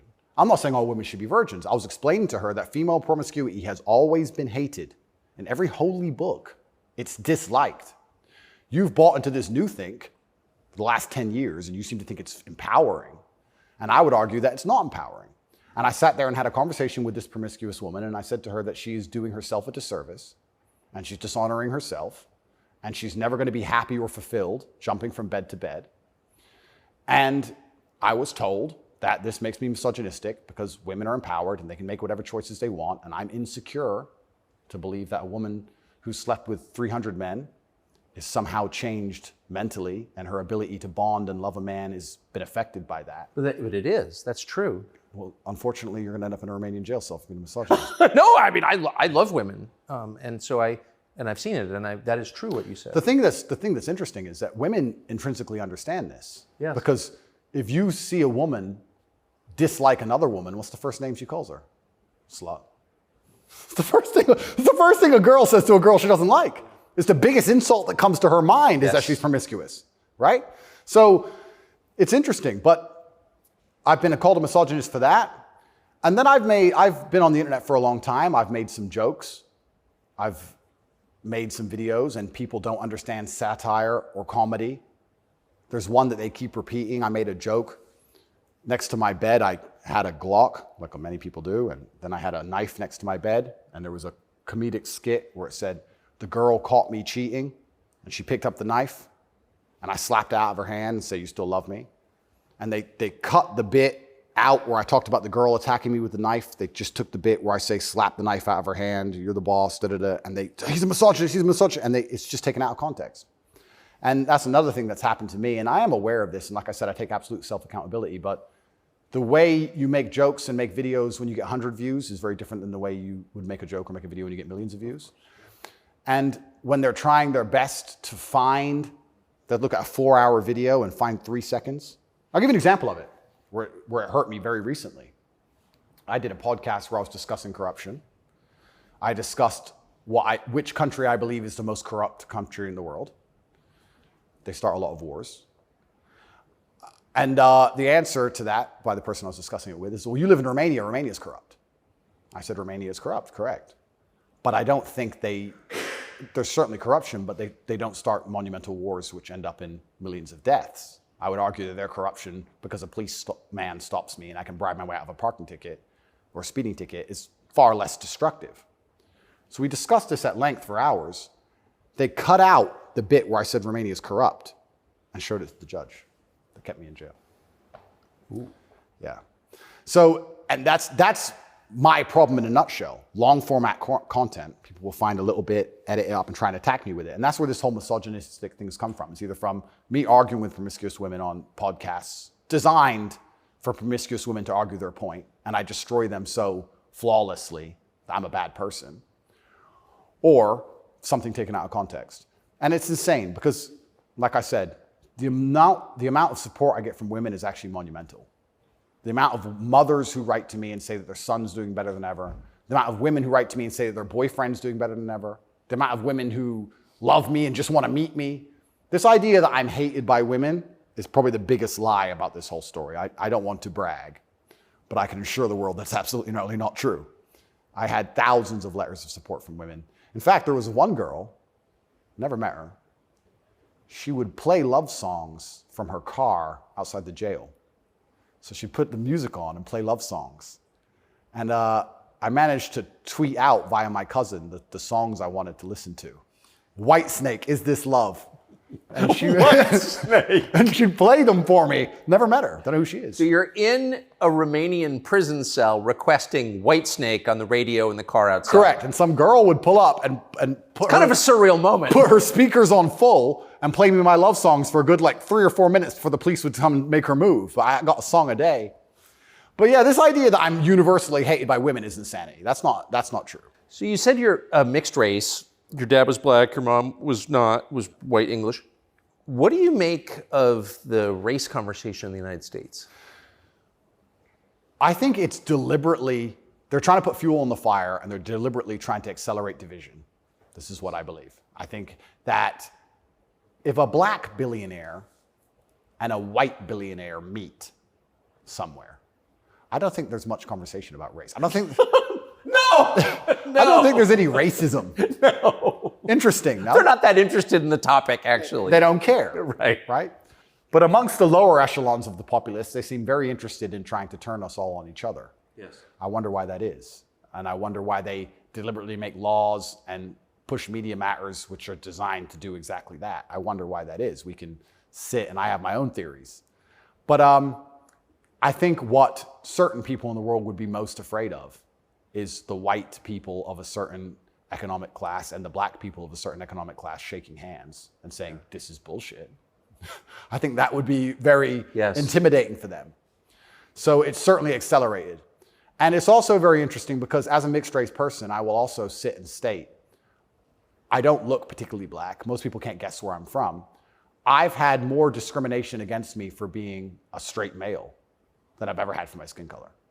I've had more people look at me or have problems with me purely because of my sexual orientation and my generally masculine essence than I've ever had anybody say anything about my skin color ever. And I'll also say, if somebody has a real problem with my skin color, who cares?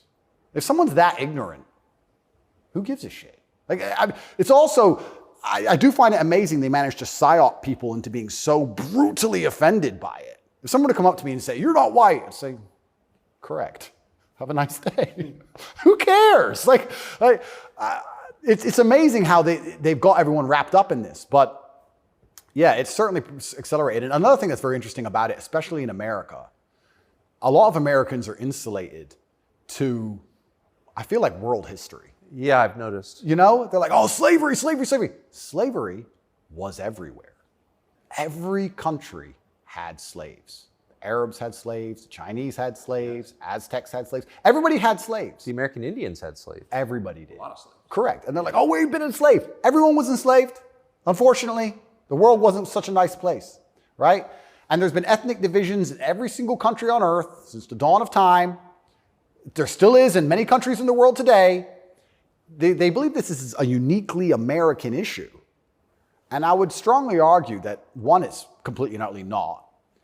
And two, I think that if you are black, white, Asian, I think if you stand up, self-respect, work hard, try your best, turn up on time, firm handshake, don't make excuses for anything, don't look for an easy way out, no matter what your skin color is, in America or England or any other Western nation, I think you can be extremely successful.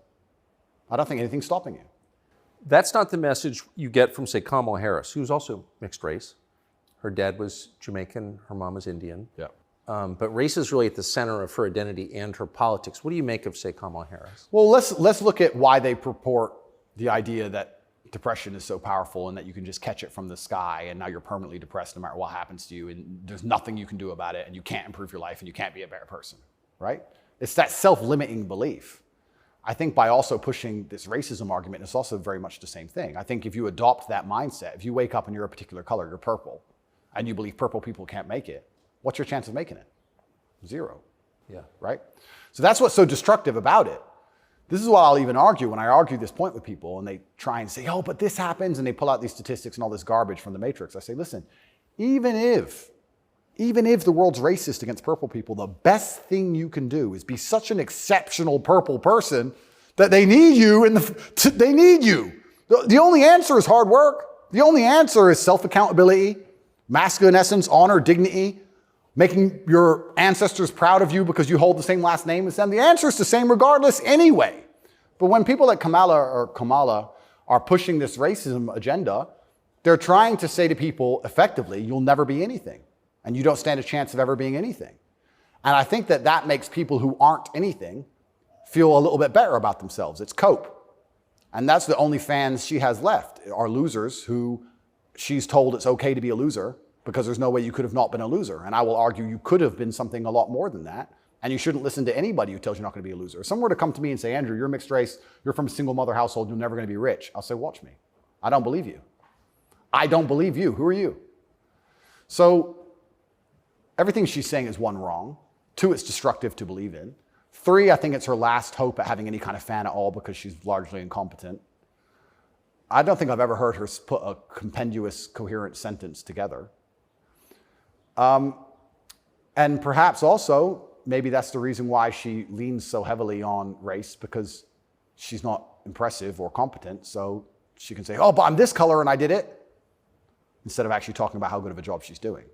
Because if you have to discuss that part of her career or that part of her current life path, I think she'd be in a lot of trouble. I want to show you video of Joe Biden's challenger for the Democratic primary, Robert F. Kennedy Jr.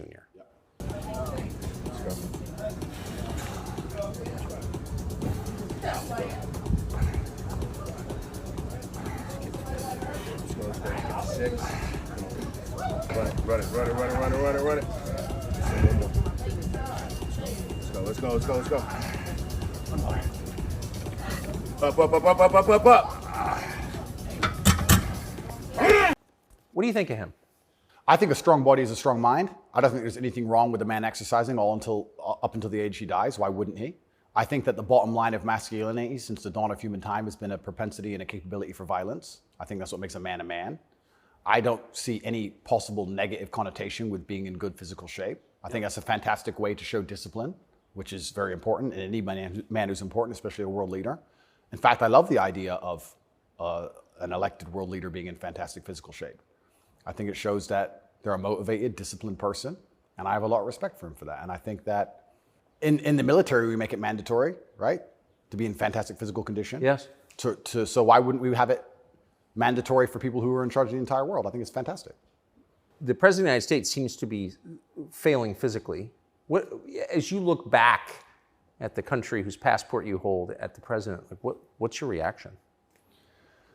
Well, sometimes, and it's not very often, I consider myself ignorant, but I feel like there must be some magic I missed, because wasn't he the most voted for president in history? Oh yeah, billions of votes. Yeah, there must be some magic I just can't detect, Tucker. I don't want to. More than Barack Obama. 81 million votes. It's insane. And I mean, Barack, yeah, sure, he was very intelligent, articulate. Yep. He was concise and compendious with his ideas. He could make you understand how he thinks. Yes. But Joe must be better in some way. I can't seem to see how, and I guess the fault is with me. I don't know what to say about that one. It's one of those lies that's so ridiculous that you're just like, okay. He got more votes than Barack Obama. Shut up, he did. Shut up. Excuse me.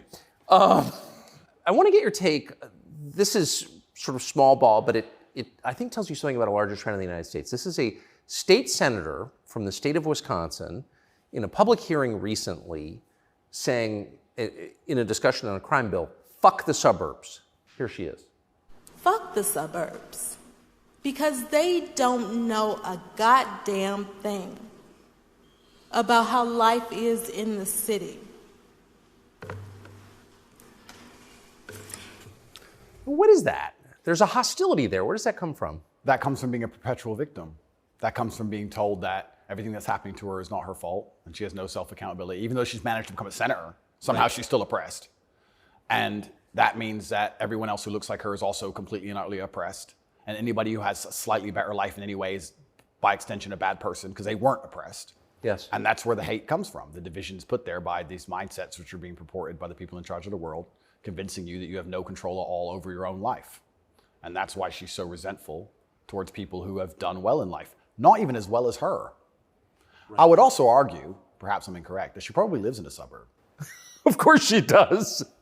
So she's a hypocrite on top of that. Yeah. But hypocrites are, the fantastic thing about being a hypocrite is if you're a hypocrite with a little bit of power or influence, you're allowed to be a hypocrite because you're spreading information on the larger problem. In fact, this is actually interesting. One of my funnest things, I'm going to announce this here on your show for everyone to know, this is a world exclusive. I want to become a climate change activist. Because when I was younger, people would say, what do you want to be when you grow up? Do you want to be a fireman? Do you want to be Batman, et cetera? And I wasn't sure what would really make me happy. But now I'm ultra wealthy and I fly around on private jets all the time. I think that now is the time for me to become one of those hypocritical climate change activists. 100%. It's going to be super fun. Well, as your carbon footprint grows, your concern about carbon footprints grows. Absolutely. Eat the bugs. Sell your car. How dare you eat meat? On my jet, of course, I have meat, but I'm allowed to be a hypocrite because I'm spreading awareness for the overall problem. It's for the greater good. It's for the greater good. I have to get to the climate change activist meetings. So, Which happened to be in Switzerland, I noticed. of course. So, although I'm flying on, well, before this arrest. They're never in New Jersey. Never. So before this arrest, I was on about 3 or 4 jets a week. But every single time I was flying on my private plane, I was extremely concerned about the carbon footprint. Of course you were. And so I am now a climate change activist. I just want to let the whole world know. Because once you get to a certain level of power of influence, you're absolutely not really allowed to be a complete hypocrite. So you're allowed to live in the suburb and then tell everyone, fuck the suburbs, and pretend that you're oppressed when you're a senator of the most powerful nation on the planet. Because it's a logic fail on every level. So one of the human activities has got to produce the greatest carbon footprint is, I would think, war, right? I would think so. Diesel-powered machines, munitions going off. So I was a little bit surprised to see Greta Thunberg with Zelensky this morning. What's interesting to me is this. Firstly, I would never kill myself. Secondly, imagine these people are so detached from reality. Imagine going, you know what we need to do? Brainwave. We need to drum up support for this garbage. Let's take the most loved woman, Greta, and the most loved man, Zelensky, and let's make them meet. Think about the PR. Let's bring a camera. And imagine people sitting around a table going, that's great. That's going to really make people support this. Who gives a fuck? I don't want to swear. I'm sorry, but some young girl turns up to a war zone who has nothing. Why is she there? What are they going to talk about? I don't know. But what's their conversation? I think she only yells. I don't think she does talk. I don't understand. Is she going to talk about how the childhood has been stolen from all those million Ukrainian men who have been blown to pieces? Like she talks about childhood being stolen because we drive, cars? I don't think she is. I don't think she's going to mention that. No. Is it just a big PR opportunity? Like what PR team came up with this concoction and thought, this'll keep them on side? It's mind-bending to me who even thought this was a good idea. It's crazy. But of course somebody did. Somebody thought it was a fantastic idea. Have you ever met Greta Thunberg? No, but me and her have had some internet arguments. I think you went to prison for it, right? Yeah, correct. Which is amazing because I'm a climate change activist. So I'm on her team. I was in Sweden during COVID. So we could have met. She didn't want to hang out with me, unfortunately. And then now I'm flying around on my jet everywhere, spreading news about climate change. Same thing. Like in my Bugatti, obviously it's got a big engine. I make sure to talk about climate change out the window as I drive. But I'm on her side. She doesn't seem to be very You yell at the serfs as you pass about climate change? Yeah, don't eat meat. Eat the bugs. What's wrong with you people? You don't care about the earth? Like, if you don't start caring about climate change, all those politicians with beachfront property are going to lose their houses. Yes. And they're very concerned about climate change, which is why they bought their houses on the beachfront, so they can be the first to let you know it's coming. The early warning system, right? They're very concerned. That's why they want to be right there on the beach. Quite honorable if you think about it. Kind of on the front lines of the climate crisis. Absolutely. Lead from the front. So good. But one more point about this. Sorry to go on and on. No, I love it. But when I say these things, people, you don't care about the environment. And I try and explain to them, I love nature. You love hunting, fishing, you love nature. I love nature. Passionately. The problem with all of these things is not that I don't like nature. The problem is that nearly any issue which appears to be virtuous on the planet today is Trojan horsed with garbage. That's the problem. I have no problem with fixing or maintaining or preserving nature. I have a problem with them telling me I have to maintain nature, them Trojan horsing my bankruptcy into the middle of it, knowing that nature won't be fixed, then telling me it's about nature and telling me I should agree with it. That's my problem. There's nothing left on the planet, no issue, which isn't Trojan horsed with absolute garbage. Yeah. And if you're going to sit there and tell me that I need to give more money to the government to stop the sun from being hot, I'm going to argue with you that I'd rather keep my money. Thank you very much. Yes. So this is the problem with all these issues. It's nearly anything. When I argue against them, people are like, you don't care about the issue. I do. But you're not smart enough to understand that the legislation around this issue is so large, it hasn't even been read by most of the people voting for it. Yeah. And there's something in the middle of it which is going to damage every single person's life, which has nothing at all to do with the issue itself. And most people don't understand that. They co-opt people's best instincts. Their love of nature, which is a virtue, of course. Yep. Their love of their neighbors during COVID. Don't you care about your neighbors? Oh, Well, completely. Of course you do. And your grandparents? I revere my grandparents. Of course. And you're a bad person if you resist. I was a terrible person for going to Sweden. You're a very bad person. You don't care about anyone else. And that's how they do. It's weaponized virtue. And my opposers, every single virtuous thing that comes out of their mouth is never from a place of virtue. It's from a place of hate. Yes. It's weaponized. And also, and I don't talk about this very often, but people can go right now to tatepledge.com. I donate $25 million a year to feeding children in war-torn countries, especially in the Islamic world, because that's where a lot of the war is. Nobody ever mentions that, ever. Nobody mentions any of the charitable work I do. Nobody mentions any of the lives I save. Nobody mentions any of the people who support me. They don't mention anything at all. They just come along and say, you're a bad person. And I say, well, if I'm a bad person, let's talk about the things you've done to genuinely benefit humanity, besides sit on Twitter and talk shit. Have you ever done anything for anybody ever? Are you capable of doing anything? Because the things that make me a bad person, right? You don't like me for my principles and the fact I stand up for myself and the fact I have parameters and I say no, everything you hate about me. Those are the things that allow me to even do good in the world. If I was like you, mush, goo, I couldn't even help anyone. If you had to help someone today, how could you even do it? You're broke and you're lazy and you're stupid. You can't even enlighten anybody. You can just spread hate.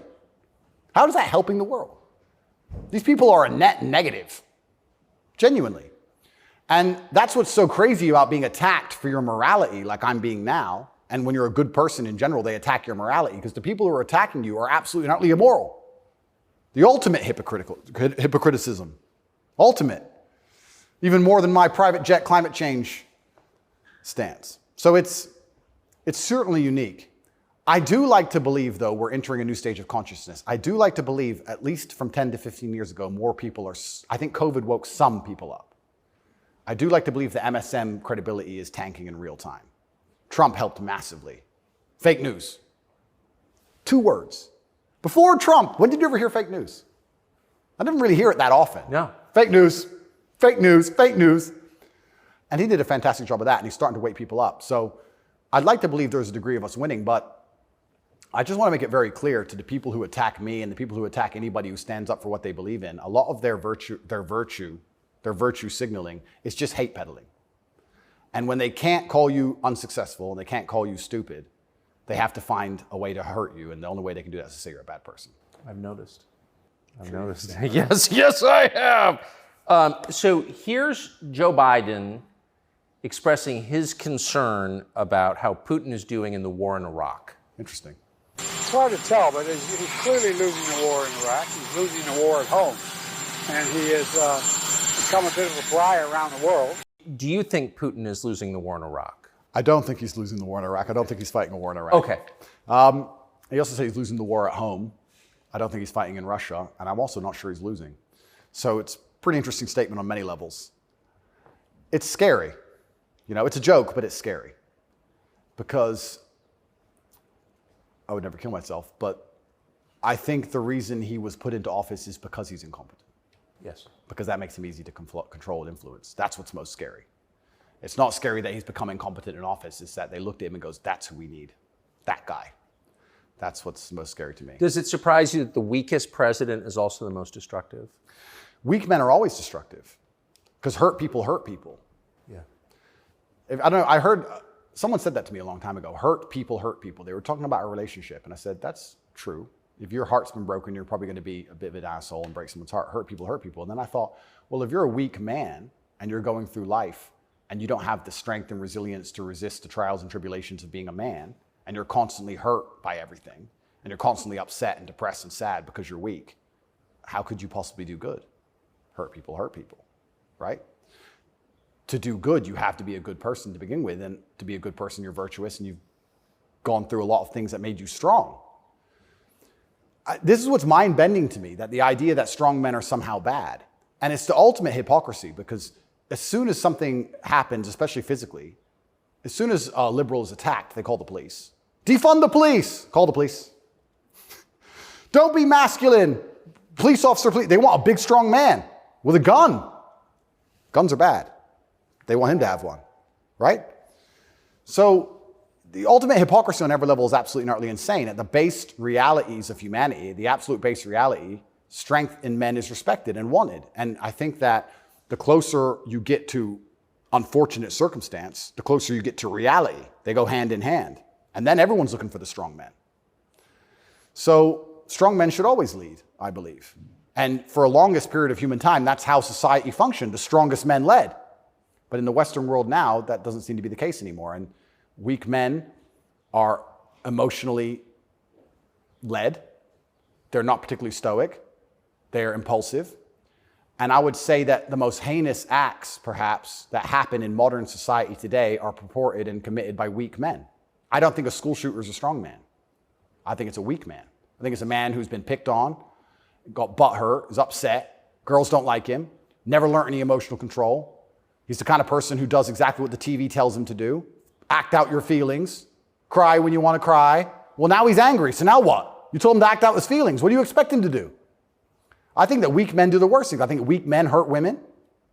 I think weak men rob stores because they don't want to wake up and work hard and go to work and do it the honorable way. It's a weak man who goes and steals. It's a weak man who beats the shit out of a girl. It's a weak man who shoots up a school. This is all weak men stuff. And society as a whole is telling men to be weaker and weaker, saying it's somehow the solution to everything because being a man is toxically masculine. Being a strong man is bad. It's toxically masculine. To be a good man, you have to be a very weak one. Well, look at the most heinous acts that are committed in society. Show me a strong, honorable, virtuous man of principle who's doing any of this stuff. So weak men commit the atrocities in this world. Absolutely they do. And it's weak men who also attack anybody of virtue, because I think when you're weak, you're intrinsically unhappy. Yeah. I don't think as a man you can be happy if you're weak. I think happiness and strength go hand in hand. Yes. I think that's how we're supposed to be, right? Even strength of mind, strength of conviction, strength of something. If you're weak, you're going to be miserable. So I do find satisfaction in the fact that most of the men who truly dislike me are miserable and weak. And also, like I said earlier about women being gatekeepers, women are fantastic. Women are they're like a barometer for society. I would say you can measure the strength of a society or the virtue of a society or how decayed a society is largely by the actions of many women. I'd like to argue that point. I can argue that point in many different ways. But women really want their man to be strong. Of course. They will punish you for being weak. And I'm not saying you can never cry to your woman. I'm not saying you can never open up to your woman. But there's going to become a time where she expects you to just be capable. There's a problem. And even if you don't know how to fix it, your job as a man is to say, I'll handle it. Even if you have no money and no hope. And to go find a way to fix the problem. If you're weak and go, I don't know, she becomes very resentful towards you. And she'll punish you for that weakness. And I think what she's trying to do on an evolutionary standard is inspire you to man up, because it's your job to protect her, isn't it? Of course. So if she sees you and looks at you and doesn't see you as a man who can protect her, she can't respect you. So every survey of female happiness in the West shows just a straight decline since about 1970 till now. Women are becoming less happy in the West. I think it's very obvious. What accounts for that? How can you be happy when all the men around you aren't men, right? We are the most beautiful union that God has possibly created on the planet. A feminine woman and a masculine man. It's the most beautiful union that can possibly exist. It raises children the best. Both parties are happier. Both parties gain. It's a net positive for everybody. There's no negative. There's no downside. But if you destroy one side of the equation, then the other side is going to be completely and utterly miserable and unhappy. How as a woman can you be happy if you can't find a man who you believe can protect you, provide for you, sticks up for you, has morals, has principles? There's none of those men left. So then what they do is just go from man to man trying to find it. And by the time they've been through enough men to maybe find someone semi-close to it, they've been through too many men to ever be happy. And then you have the absolute destruction of Western society. We talk about why men don't get married anymore. I can tell you why I wouldn't want to get married in America. I don't see the point in being married to a woman who's had so many partners before me that she can't properly pair bond with me and then giving her the opportunity to financially destroy me. I think that would be a bad chess move. And I do believe in marriage. I think society would be better if everyone was married. I'm saying that if you're living in an immoral society, being a moral person, if you're not careful about it, you can get wrecked. If the game is rigged, you have to be very careful if you play it. So how do we encourage men to get married? Well, they need to be worth marrying, but so do the women, right? So everything's decaying on both sides. Everything's spiraling. One of the reasons I also got called misogynistic, and I'll say it here, I argue the point that for the longest period of human time, evolutionarily, women had to adopt and find a way to take the ethos of an opposing tribe perhaps quicker than a man could because of war. If the men would fight and a tribe lost and the women survived, they had to change how they thought to fit in with the new tribe to survive. Yeah, because they'd be carried off. Because they'd be carried off. Of course. Like the French women were sleeping with Nazis towards the end of it. Towards the end of Paris occupation, all the French women were sleeping with Nazis. When the Nazis got kicked out, the French women had their heads shaved because they got caught hanging around with German soldiers. The German soldiers killed their husband. 3 years later, they need to eat. So the German soldiers have a wage. He's handsome. It's amazing how quickly they can adapt. And that's for their own survival. That's fantastic. But then if you extrapolate that out and you understand that to be true, then you also understand that women are more susceptible to programming to a degree. I got called misogynistic by saying that if you sit 100 men and 100 women down in front of propaganda, I believe that women are more likely to believe a lot of it. I think a lot of liberals are female. They're more emotional. And it's easier to convince them of something if you use an emotionally led argument, right? So if by extension you now have women who are emotionally led, who are being convinced and their logic is failing because they're being tricked with an emotionally led argument, and the man they're meeting has no principle and no honor, and he can't resist that, she's in charge of the house, well, now she's telling the man what to do, right? If I would have come home during COVID and my woman said, you need to wear a mask, I'd say, no, I don't. End of conversation. Where if I was a simp, you need to wear a mask. Okay, baby. Don't. All right. So the women are also largely in charge of the psyop because the men are so desperate to get any kind of connection with a real person and avoid the porn screen.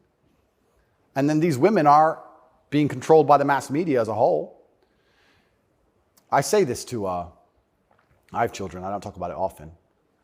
But I say to the mothers of my children, I say, look, either we program their minds or society does. Who do you believe in? Everyone is being programmed by somebody and something. Me, you, everybody. We're all programmed by someone. To sit and think you're above programming is incorrect. What you have to do is sit and say, does the person who's programming genuinely have my best interests at heart? What do they want me to believe? Why do they want me to believe it? What happens if I believe what they want me to believe? Where does this lead? That's all we can do. We're all programmed. We're all the sum of the 5 people we spend the most time with. Right? So if you have women with no father, no strong masculine influence, who's programming them? The Kardashians and the news? The internet? Porn stars? What kind of woman's that going to be? And then if a man finally ends up with her and he has no backbone, what kind of man is he going to be? I don't want to comment on these things because I don't want to make personal enemies of people I don't know. There's a guy called Adam22. Once again, I have no idea who this man is. I just saw on Twitter yesterday that he was with a porn star who'd never done a male scene. They got married, and like a week after their marriage, she did her first male scene with some random dude. And he's on a podcast defending it. Did his wife have sex with somebody else? Correct. Why? Like, this is the level you can, but this is what the Matrix wants from you as a man. They want the woman in charge and the man below with no backbone, because if the woman's in charge, they can emotionally affect her. They can scare her. You can scare a woman easier than you can scare a man. A man. A real man's hard to scare. A woman you can make afraid of the vaccine, right? Be afraid, COVID, be scared. If she's in charge of the household, I would argue in nearly any household where the female was dominant, everyone's vaccinated. I would argue that point hard. Of course. Maybe I'm wrong, but I would argue it. I don't have the statistics. It's just logic to me. So talk about women being unhappy. What's actually interesting about the female mind, once again, they're going to call me a misogynist, is that when you're an emotionally led person, you're more prone to chaos. It takes real stoicism to lead. So why are these women unhappy? Because no one's leading them. No fathers, no men of no backbone, no man they respect. So they're relying on society, which is promoting chaos, and their own mental state. Women will say all the time, my period was coming up, so I was crazy. Like, they'll say that themselves. So without any kind of hard rock of emotional security, to give her a hug and say, don't worry, baby, calm down, it's okay. When you have no hard rock of emotional security and you leave her to her own devices, she's going to be to a degree chaotic. And you know who told me this? A woman said this to me. A woman said this to me. A woman said, most women are closer to a mental breakdown than you possibly believe, day by day. I was like, really? She goes, yeah, and that's what I love about my husband. He makes me feel happy and secure and safe. If I'm starting to have a problem, I know I go to him and he makes me feel safe. He's my rock. There's a woman said this to me a long time ago. Yes. So why are women miserable? Because where are they going to get their happiness from? Where are they going to get their emotional stability from? It's not their job. I don't believe it's a woman's job to be emotionally stable. It's a woman's job to do many other very important things that men can't do. More important. They're better than men at a lot of things, women are. But it's our job to be emotionally stable. Women are better than us at certain things. We're better at other things. And that's why as a team we're so powerful. To sit and pretend we're all the same the whole way through, then why do we even need each other anymore? Well, I don't think we do. Exactly it. And this is why we have birth rates declining, porn, women who are running around sharing one man with no intention of having children, marriage is gone. Like, where do we think this is going to end? And what's interesting about Well, it ends with the training thing, right? Well, yeah, that's the ultimate. No, I'm serious though. I mean, if there's no, scrambling the idea of the gender binary, of sex differences, like that is kind of the end point, isn't it? Well, the end point is, yeah, men are the same as women, so it doesn't even matter. Right. I can be a woman today, I can be a man tomorrow. None of it matters anymore. I also think a large part of this transsexual movement, I think a large part of it is a deliberate attack on us and our senses because they're trying to convince us to ignore our eyes. I do believe that is a bottom line. I think the bottom line of slavery are your own senses. Like, no matter what I'm told, that it's cold outside, I feel warm. That's the bottom line. So once they can convince you that your senses are wrong, well, then you're completely open for the slave programming. Once you can look at something with your eyes and ignore your eyes, you're a prime candidate. So I think a lot of this has also something to do with that. You are going to say that's a girl. That's what you are going to say because you have to. And if you say it long enough, you'll think it. And if you won't, your children will because we'll tell them. So eventually, you're going to say it. And then it becomes true. Then you ignore your eyes. Now you'll believe anything, right? Till the next thing comes along. Now you'll believe all the people on the jets telling you about climate change. It's all an attack on the senses. This is America's most famous admiral. You know, it's such an important issue for our youth and adults. As you said, some of these laws are actually extending into adulthood. You know, we often say that gender-affirming care is health care, gender-affirming care is mental health care, and gender-affirming care is literally suicide prevention care. Would that be your view as well? I 100% agree. It's genuinely, I want to actually genuinely give my heartfelt condolences to any young person who falls for this crap, because you're going to be so miserable for the rest of your life. If you chop off your genitals, take a whole bunch of chemicals as a teenager, you are going to be miserable for the rest of your life. Yes. You're never going to be the person you want to be. You're never going to be accepted as that person. You're never going to feel happy inside. If you fall for this, I genuinely feel sorry for you. That's the first thing I'm going to say. The second thing I'm going to say, I find it very interesting that the only surgery we call affirming is gender surgery. Imagine a girl woke up and said, I was born in the wrong body because my tits are small. I'm a big-titted woman, but I was born in the wrong body. I need tit affirming care. I need to affirm my true body shape. Because otherwise I have a mental health problem. No, it's plastic. It looks good, perhaps, whatever. But we would never say she was born in the wrong body and we had to affirm her genuine body experience. Her triple Ds. Yeah, her triple Ds had to be affirmed. It's garbage. You're not affirming anything. And also, I think it's kind of interesting. They say that trans people commit suicide at a higher rate. That's sad. Nobody should kill themselves. I would hate for anybody to kill themselves. They say that's because they're picked on for being trans. I don't know why anyone's ever had the argument that perhaps they have a mental instability before this trans stuff, and that's why they're more prone to suicide in the first place. Seems like an obvious explanation. Seems like an obvious explanation. I don't think it's normal for anybody to want to mutilate themselves. I think if someone were to come to me and say, I really want to cut my hand off, I would think they had a mental illness. Why? Don't like it. What do you mean you don't like it? I don't like my hand. I don't want it. I would think that's very concerning. So I really, truly feel sorry for any young people who fall for this. I don't blame them. I think it's a massive psyop. And I think if you fall for it, you're going to be miserable forever. And one more point I'll make on this whole thing I found very interesting. I'm a professional fighter, so I spent a lot of time in Thailand when I was fighting. Kickboxing was big over there. And I've always thought, no one's ever mentioned that Thailand has a bunch of ladyboys, right? But if you say to a ladyboy, are you a man or a woman? She goes, I'm a ladyboy. What's that? I'm a man, but I'm a ladyboy. They don't see themselves as women in the real sense of I am female. Right. They don't want to compete against women in sports. They don't want to pretend they can have kids. They don't talk about having periods. They're like, oh, I'm a ladyboy. It's like kind of like a in between. It's got its own thing. India has the same. Yeah, it's fine. Nobody over there is genuinely arguing that they are actually female. Only in America are we doing that. And that's what's the craziest thing of all. Even if you truly, truly believe you need to change gender, and you truly believe it's the right path for you, and you believe you're not being psyoped, and you believe you're going to be happy, and you believe you need to mutilate yourself, that's all fine. But then to come along with the hubris and arrogance to tell me that I have to pretend you're something you're not, Yes. biologically. That's right. That's absolutely not really arrogant. You can't tell me what I have to call you, right? I'm allowed to come to my own conclusions and opinions. And the whole point of being a human is that we've gone through life long enough to identify patterns. Imagine humans didn't identify patterns. One person went and got ate by the lion. You watch it happen. Then you go for a turn. Like, no, you work out over time. Don't go near the lion, right? If I look at a person who's 6'4", muscularly built, right, with a big jaw and a beard, my brain and my life experience tells me that's quite often a man. That's Very often it is. very often. That's the conclusion I've come to. To come along and say, no, because I've decided to do X, Y, Z, you have to ignore all of the patterns you've identified throughout your entire life and everything you believe to be true. You have to throw away all the science and your entire worldview and everything about how you view the world. You have to eject that from your brain and call me what I want to be called is extremely arrogant. And if I went through the world and said everyone had to call me King Andrew, they'd tell me, shut up.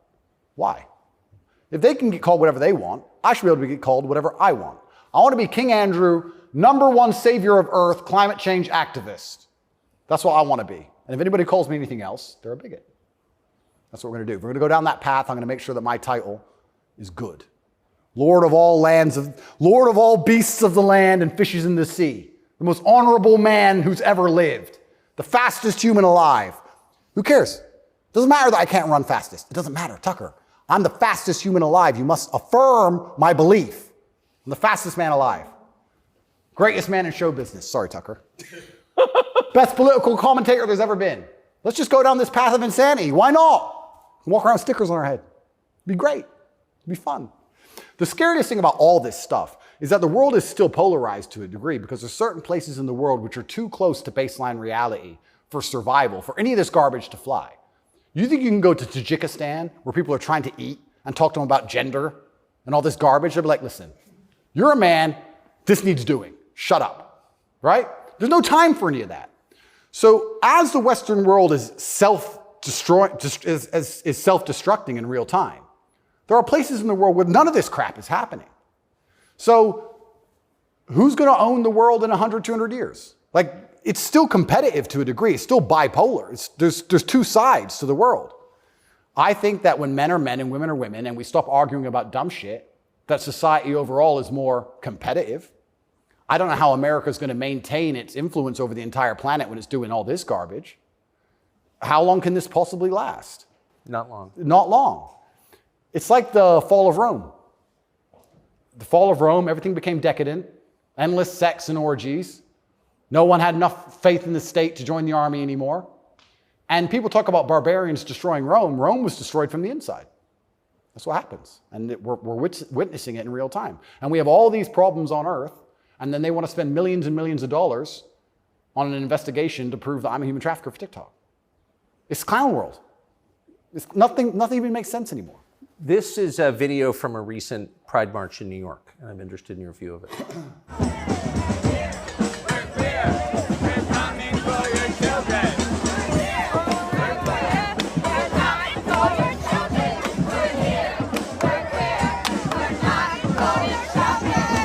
So I have a few points on this. The first point is that it is an unfortunate reality, and I'm not going to be called a bigot. I'm going to talk about the reality that the homosexual community cannot reproduce in and of themselves. So for them to have a community into the future, they do need your children. That's how they think. For there to be a homosexual community in 100 years from now, they need straight people's kids, because only straight people have children. So they're telling the truth. That's the first thing. They mean what they say. The second thing is, I think a lot of this is an attention grab by them. I think they are slightly disappointed in how tolerant many people actually are. I have no problem with gay people. I don't care. I'm gay. Cool. I want to get married. Fine. I'm going to wave my dick in your kid's face. Wait a second. Yeah. They push it to a point where we have to react. And then when we react, they say we're bigoted. Children are innocent, and destruction of innocence is one of the most disgusting things on the face of the planet. It's terrible if a child is killed in a war. It's terrible if a child's mind is warped by any propaganda mechanism. They're innocent. What I don't understand is why, imagine heterosexual men walking around naked saying we're coming for the children. Well, someone gets shot. Absolutely. So why is it when you For good reason. Completely. So as soon as there's this sexual orientation, they're completely protected. And I think that the whole point of having children as a whole is to instill them with your worldview. I know if I have children, I want them to be like me. We just talked about my last name and how I want them to honor me into post-death. Then I want them to be a representation of me, which means they should believe in my values and my creeds. Why is a group of people in New York walking around telling me what they're going to teach my kids and what my kids should believe? They're not your kids, they're my kids. Right. And that's what's so scary, because children are impressionable and children are raised by the state and the internet effectively, which is why they want me off the internet. But they'll let a lot of people stay on the internet that say a lot of things. I'll argue that if I was transgender, the American embassy would have told Romania they were bigoted and removed me pretty quickly. I would genuinely argue that point. They would say, no, what you're doing is abusive to the LGBT community. He must be removed from jail. Of course, immediately. Immediately. But because I'm straight and heterosexual, it doesn't matter. We're the class that suffers the biggest bigotry that possibly exists in the Western world today. I would actually argue that point. But they're saying this to be deliberately provocative. They're deliberately trying to upset people. They want to upset you so that when you talk against it, they can call you names and call you a bigot. And also they mean what they say. And it's truly scary. I'm obviously a Muslim. I'm Islamic. What most people don't understand about a lot of the Islamic world is that a lot of these things are outlawed, right? But people say, so gay people can't go there. If you go to Dubai, you will see gay people. If a guy wants to be gay and do whatever he wants to do with a full-grown man in his own house, I don't care. And you can tell. You might have a waiter's gay, whatever, etc. The only reason it's outlawed is not to stop a full-grown man meeting a full-grown man and doing what he decides to do. It's outlawed to prevent it bleeding into society and affecting the culture where the children are affected. That's why it's outlawed. And I'm not saying it should be outlawed in America, but what I'm saying is if you're not going to protect the innocence of children from any ideology, and if the ideology is deliberately targeting children because children are more impressionable and more capable of believing in things which simply aren't true, perhaps a man looking like a woman or vice versa, then that is a dangerous ideology that should be very closely examined. Well, if you're not going to protect children, or if you're going to encourage women to fight your wars, why have a society in the first place? Well, this is another Isn't thing. the whole point of society to protect women and You children? know what's really interesting? I argued this point once. They were talking about how the West is a patriarchy and it's so terrible to be a woman in the West. And I'm like, well, where's better to be a woman then? If it's not the West, please tell me. Pick another country besides America where you'd rather be a woman. It's garbage to begin with, but you're saying, America's a patriarchy and Americans are all misogynistic. And men are so bad and women have been oppressed since the beginning of time. It's always been a patriarchy. If that's true, why don't women fight our wars? Think about it. We can get the women of our country and the women of another country and let them go die in a ditch. And us men can just sit around being patriarchs. Why do we have to go die? Why do we have to go get our legs blown off? No, because we're a patriarchy. Women can go suffer. Or do the women get to stay at home and we go suffer? How is it a patriarchy? Right? So that's garbage to begin with. But I think, genuinely to go back to that point, any ideology which is waking up and saying, our worldview is so extreme, the only way we can truly ensure it exists into the future is to find the most susceptible people on the planet to program and attack their minds, children. I think that's a destructive ideology and should be very closely looked at. And it doesn't matter if it's LGBTQ or anything else. I think if you sit children down and pump propaganda into their brain, and that's the only way you can get what you want, then there's probably something wrong with your ideas because you're afraid to challenge them with a grown adult. You don't want a fair fight. You understand? They don't want a fair fight. They want to sit with a child who has no idea what he's talking about and tell him that men are women and women are men, and vice versa, and just completely confuse the poor child because they don't want a fair fight against a rational adult. And that's scary. It doesn't seem a huge improvement over, say, ISIS to me. Absolutely. That's how do you convince somebody to blow themselves up? Well, you find a young man, teenage boy, and you program his mind. Exactly. And it's exactly the same thing. They don't try and convince an older man to blow himself up because he's going to sit there and go, well, why don't you blow yourself up? And then there's an argument. You go find a young, susceptible person, right? And that's what's so scary about all of it. And it's also kind of funny that like this whole LGBTQ thing is also linked to the patriarchy, also linked to all this other garbage and all these other false narratives and false ideas. And it's these people who are attacking me saying I'm dangerous for women because I'm a misogynist.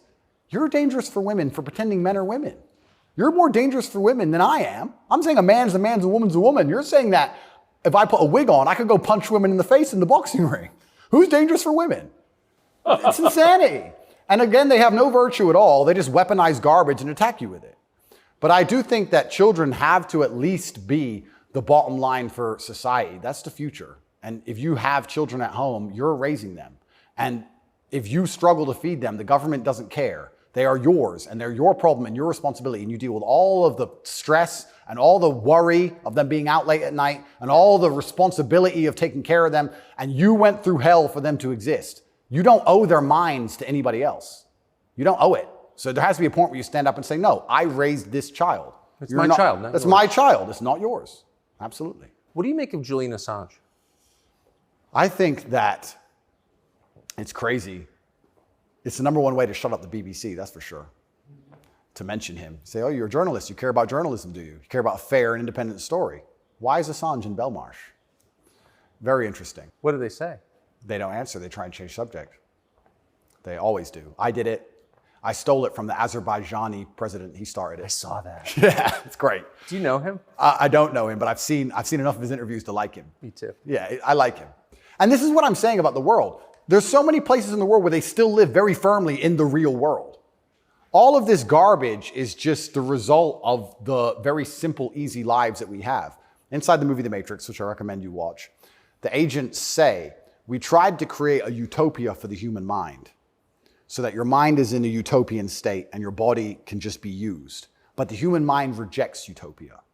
We created the world in 1999 at the pinnacle of human civilization before machines took over because the human mind needs struggle and it needs problems. Otherwise, it rejects it. Yes. And I kind of feel like there's a whole bunch of people trying to just find problems and find struggle in their lives because they don't have enough motivation to do something that's genuinely difficult, like, help people. But they can't live in this state of complete vegetation. That's so right. Then they wake up and say, oh, I'm oppressed. My pronouns. How much energy must it take to go through life trying to correct every person you interact with to call you Z? Think of the calories burnt. I can't think of a bigger waste of time. Think of the calories burnt. Every Starbucks employee, it's actually Z. Correct. You are a moron and you are just wasting so much energy. You could put that towards something beneficial. You could volunteer. You could go to the gym. There's so much more you could do with instead of walking around and talking about Z. You sound like a dumbass. But they're just finding struggle because they don't have any actual important struggle in their lives. And that's why it only exists in the decadent West. Do you think the coming famine will change that? Absolutely. I would argue that when the famine comes, I think all these feminists will look for a strong man of resource who is stoic, who has a good network, who's capable and important and respected. It's amazing how quickly feminism disappears. In fact, there's a podcast I did called Fresh and Fit. And I did this podcast in Miami, and I was arguing about gender roles with 7 girls. And during it, they were telling me that they can do anything a man can do, all the usual things, and they don't care, they don't need a man, all this garbage. And some crazy fan knocked on the door for me, and he had a gun. He knocked on the door. You should have seen the women, how quickly they became feminists when I had to go to that door. They all completely changed. Go. Oh, the feminism's out the window. There's no feminists on the Titanic. There's no feminisms in a famine. There's no feminists at war. Where's the feminists? Go to war, right? I remember when we did that very well-planned, very thorough evacuation of Afghanistan, and all the schools that we opened for women got shut down by the Taliban. And I was having this conversation with someone, and I was saying, okay, well, you're an Afghan man, right? You've been hired by the Afghan Defense Force, and America's now left, and you have a meager wage, and America's left, and the Taliban are coming. and you're standing outside of the school with your AK, and they're coming with whatever they've got, and you're looking at the school going, do I really want girls to go to school that bad? Not really. Just put it down, you walk off. And this girl's like, yeah, but you know, it's really important. And I'm like, yeah, it is very important. I agree. Women should have education and right to education. Completely agree. But you're also saying here that men should die for it, which is fine. I'm not saying that that shouldn't be the case, but I'm saying that you should give men the respect they deserve for dying for your education. Because it's not the women who are going to defend that female school, it's the men. So if you're going to shit on men all day long and say we ain't worth anything until a war comes, and then you want us to go die? That's interesting. When the famine comes, the closer reality gets towards baseline survival, the closer we become towards our gender roles, because it's the only way we can be competitive. If you took 10 men and 10 women and stranded them on a desert island, the men would be men and the women would be women, because if they didn't, they would die. That's the bottom line. And I think that if you look at history, since the dawn of time, men were masculine, and also men, by and large, were generally ruling the society, not in an oppressive way, but in a protective way. And I think that that means that makes the society most competitive. And my argument for that is that if you name any society since the dawn of human time, men were protecting women, providing for women, and basically in charge of the society. And these are societies that never met. So it can't be an idea that spread. The Ming dynasty and the Aztecs, they're pretty far away. But that's how society was most effective. And when feminists argue with me and say, we need a society run by women, I say, well, that's never, ever happened. And if it has happened, they got destroyed so quickly, they never had a history. We can't even name one. So it's a brand new idea, which I'm not saying is a bad idea. I'm saying if it's a brand new idea, you can't tell me it's going to be better because it's never been tried, ever. So we're going to see. But what happens if it doesn't work with the most powerful nation on earth? Right? So we're feminizing men and women have more and more control and more power, which is fantastic. I'm saying this is untested. Who knows where any of this is leading? And our competitors, America's competitors, are still very firm in their gender roles. So it's certainly an interesting period of history we're about to enter. It's very interesting. What's your view of tobacco? I love tobacco. So my diet is particularly strange, I've been told. I live on caffeine and nicotine. So I eat once a day. I eat dinner only. 80% of my calories come from meat. I have 10 cups of coffee a day and 3 or 4 large cigars. So I like caffeine and nicotine. I do too. Yeah, it makes me feel good. Makes me feel like my blood's on fire a little bit. Caffeine and nicotine I think are fantastic.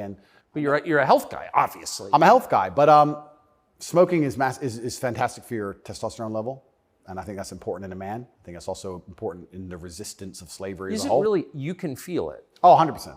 And I'm not saying that, smoking's healthy. I'm not saying that, because I also train exceptionally hard every single day. And when I was professionally fighting, I didn't smoke.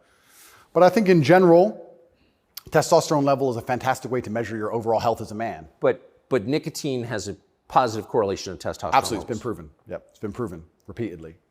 So that's why I love nicotine so much. And then caffeine, I love to have that little bit of not jitter, but I like to feel energetic and I like to be hungry. My optimal state is hungry, but energetic. That's how I get the most done. I don't like eating. If I eat, I feel full, I feel lethargic. I like to, Totally. Yeah, I like to be hungry and 1% irritable from my 5th coffee and a bunch of nicotine inside of me. That's how I like to perform. So yeah, I think it's a good thing. And it's interesting how focused the people in charge are on nicotine. Yeah. As fentanyl becomes really common. Yeah. 100,000 people die a year from it. Yeah. Nobody notices, but they're still trying to shut down not just tobacco, but non-tobacco nicotine devices. Yep. Why? That's a really good point. We could argue it's down to testosterone level. I don't know if you ever saw the study which linked people's testosterone level to their ability and capability to disagree with something. So they did a study which is pretty self-explanatory. The higher your testosterone level, the more likely you are to disagree with a point. And the reason for that is because, especially in older times, if you're going to disagree with something, you had to fight over it. Yeah. If you're going to say no to somebody or some tribe or some person, there's a high chance that you're going to have to fight that person. You have to defend your idea. If you don't have the propensity or the capability to defend your idea, then why would you go against the ideas of the people who are stronger than you? So reducing testosterone levels make men more compliant and more complacent because we're less likely to say no because we can't defend what we think. Why would we say you're wrong, but we can't do anything about it? We might as well just say, well, then you're right. Might makes right. Right. So reducing testosterone levels in men is something which I believe they're trying very hard to do. And if you read the studies, they're succeeding. Testosterone levels have gone off the edge, off the cliff. And perhaps that's why they attack smoking so heavily. I understand that smoking a lot of cigarettes can be very bad for you, but I think everything in moderation.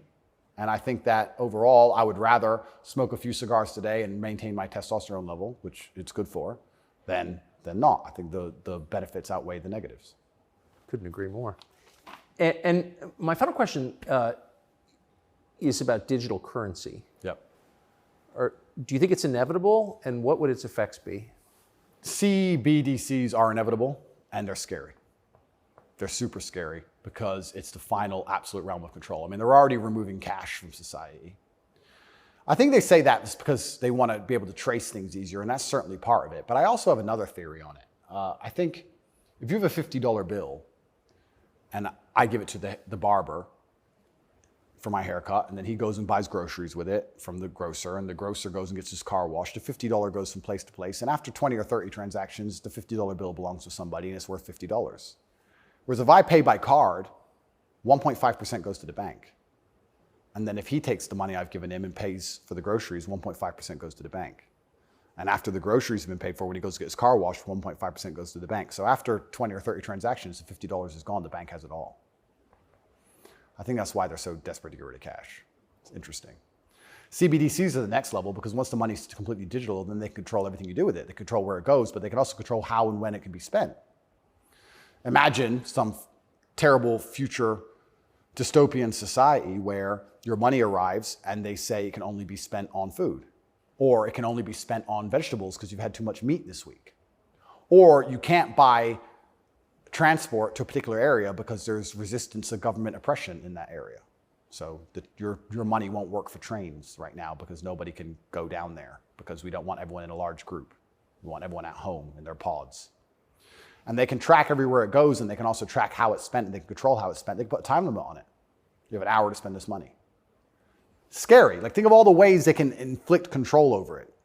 And I think this is actually one of the reasons why also I'm disliked. The BBC said this to me when they interviewed me. They said, Lucy, the very intelligent BBC reporter, said, word for word, you have a Bugatti and a cigar, and that means it comes with a side order of misogyny. I said, how does having a Bugatti and a cigar come with a side order of misogyny? And you can order misogyny on the side? Looks like it. It's like a sauce. And she repeated it because she couldn't. Yeah, you have a Bugatti and a cigar, and it comes with a side order of misogyny. So I was like, but they're not sending their best. Yeah, I don't think they have any best, to be honest. But the point they're making, what she doesn't realize she's making, because she's not smart enough, but what she wanted to say, but she couldn't say in a way which sounded negative, is financial freedom is required to a degree to resist. The reason I'm also disliked is because I'm financially successful. If I was broke, they wouldn't care what I say. But I inspire young men, all of my fans, to become wealthy. And you'd think that'd be fantastic for the society, right? He has millions of young men. He's teaching them to work hard. He's teaching them different ways money can be made. He's teaching them to be fantastic salesmen. He's helping the society. No, because if you have a whole bunch of money, then you can sit and say, no, I don't need your wage. That's bullshit. There was a video very recently of a guy in England taking down all the English flags and putting up pride flags. And a guy screams to him and goes, bro, you're taking down the wrong flag. And he replied, I know, mate. And the point is, what can I do? I'm a flag guy. If I say no, someone else will do it. Kids got to eat. So by keeping your money enslaved, they can keep you enslaved. You got to eat. They don't want men to be financially free. If you're financially free, if you have enough money in the bank, you can one day go, you know what? I don't want your money. Even me now to this day, I've done enough and I'm successful enough that it's very hard for them to buy me. They come along, well, I would never sell my soul anyway because it's not who I am as a person. But if I was destitute, they could come along and say, Andrew, you have all this influence. We're going to change your message. You're going to say this. We're going to give you 10 million. Okay. You can't buy me. Can't buy Trump. He's rich already. He's rich and he's 80, 70 something. You think he needs more money? He doesn't care about money. They don't like that. So being financially free in and of itself is now an act against the government because this whole idea that they want everyone to be rich and it's fantastic for the society, I'd actually argue against that. They don't want that. They want everyone destitute because when you're destitute, you need the government to feed you. And it's very hard to fight against the government who's feeding you. It's very hard to resist the people who give out the bread. Yeah. I think that's called something. It begins with C. What's it called? Interesting. I also heard another interesting theory from a very intelligent person one day, and it was that every government on earth, all of them, in all of their different forms, China, which says it's communist and is capitalist, and all the different in-betweens to the capitalist West, every government on earth is slowly encroaching on trying to become as controlling as powerful as possible. They all want to be as controlling as possible over their citizens. Communism is the end result of the most control a government can have, effectively, or some version of communism. But every single government on earth is slowly trying to get there bit by bit. And the only thing that resists them getting there is the populace and how much the populace will accept. And depending on how malleable the populace is, depends on how quickly they get there. But every government wakes up. It's kind of like AI. Have you ever heard the robot's going to destroy us all because they wake up and go, we don't need the humans anymore? Their end goal is just survival. If a government is the same as an entity, its end goal is more and more control. And that's all they're trying to do every single day with every law they pass, with the climate change law. They don't care about the environment. They want more control. Of course. And the more and more control they get, the final end result, if you give them what they want, is absolute slavery for everybody. So you have to be very careful because that is their ideal government. The ideal government is where everyone complies, everyone obeys, everyone's controlled, we know everything about everybody, and it's slavery. That's the only way to get that state. So even making enough money to have an opinion is an act of rebellion. It's crazy. Andrew Tate. Thank you very much, my friend. Amazing. Thank you. Thank you. You often hear people say the news is full of lies. In Kennedy's motorcade. 239 people. Death of Jeffrey Epstein.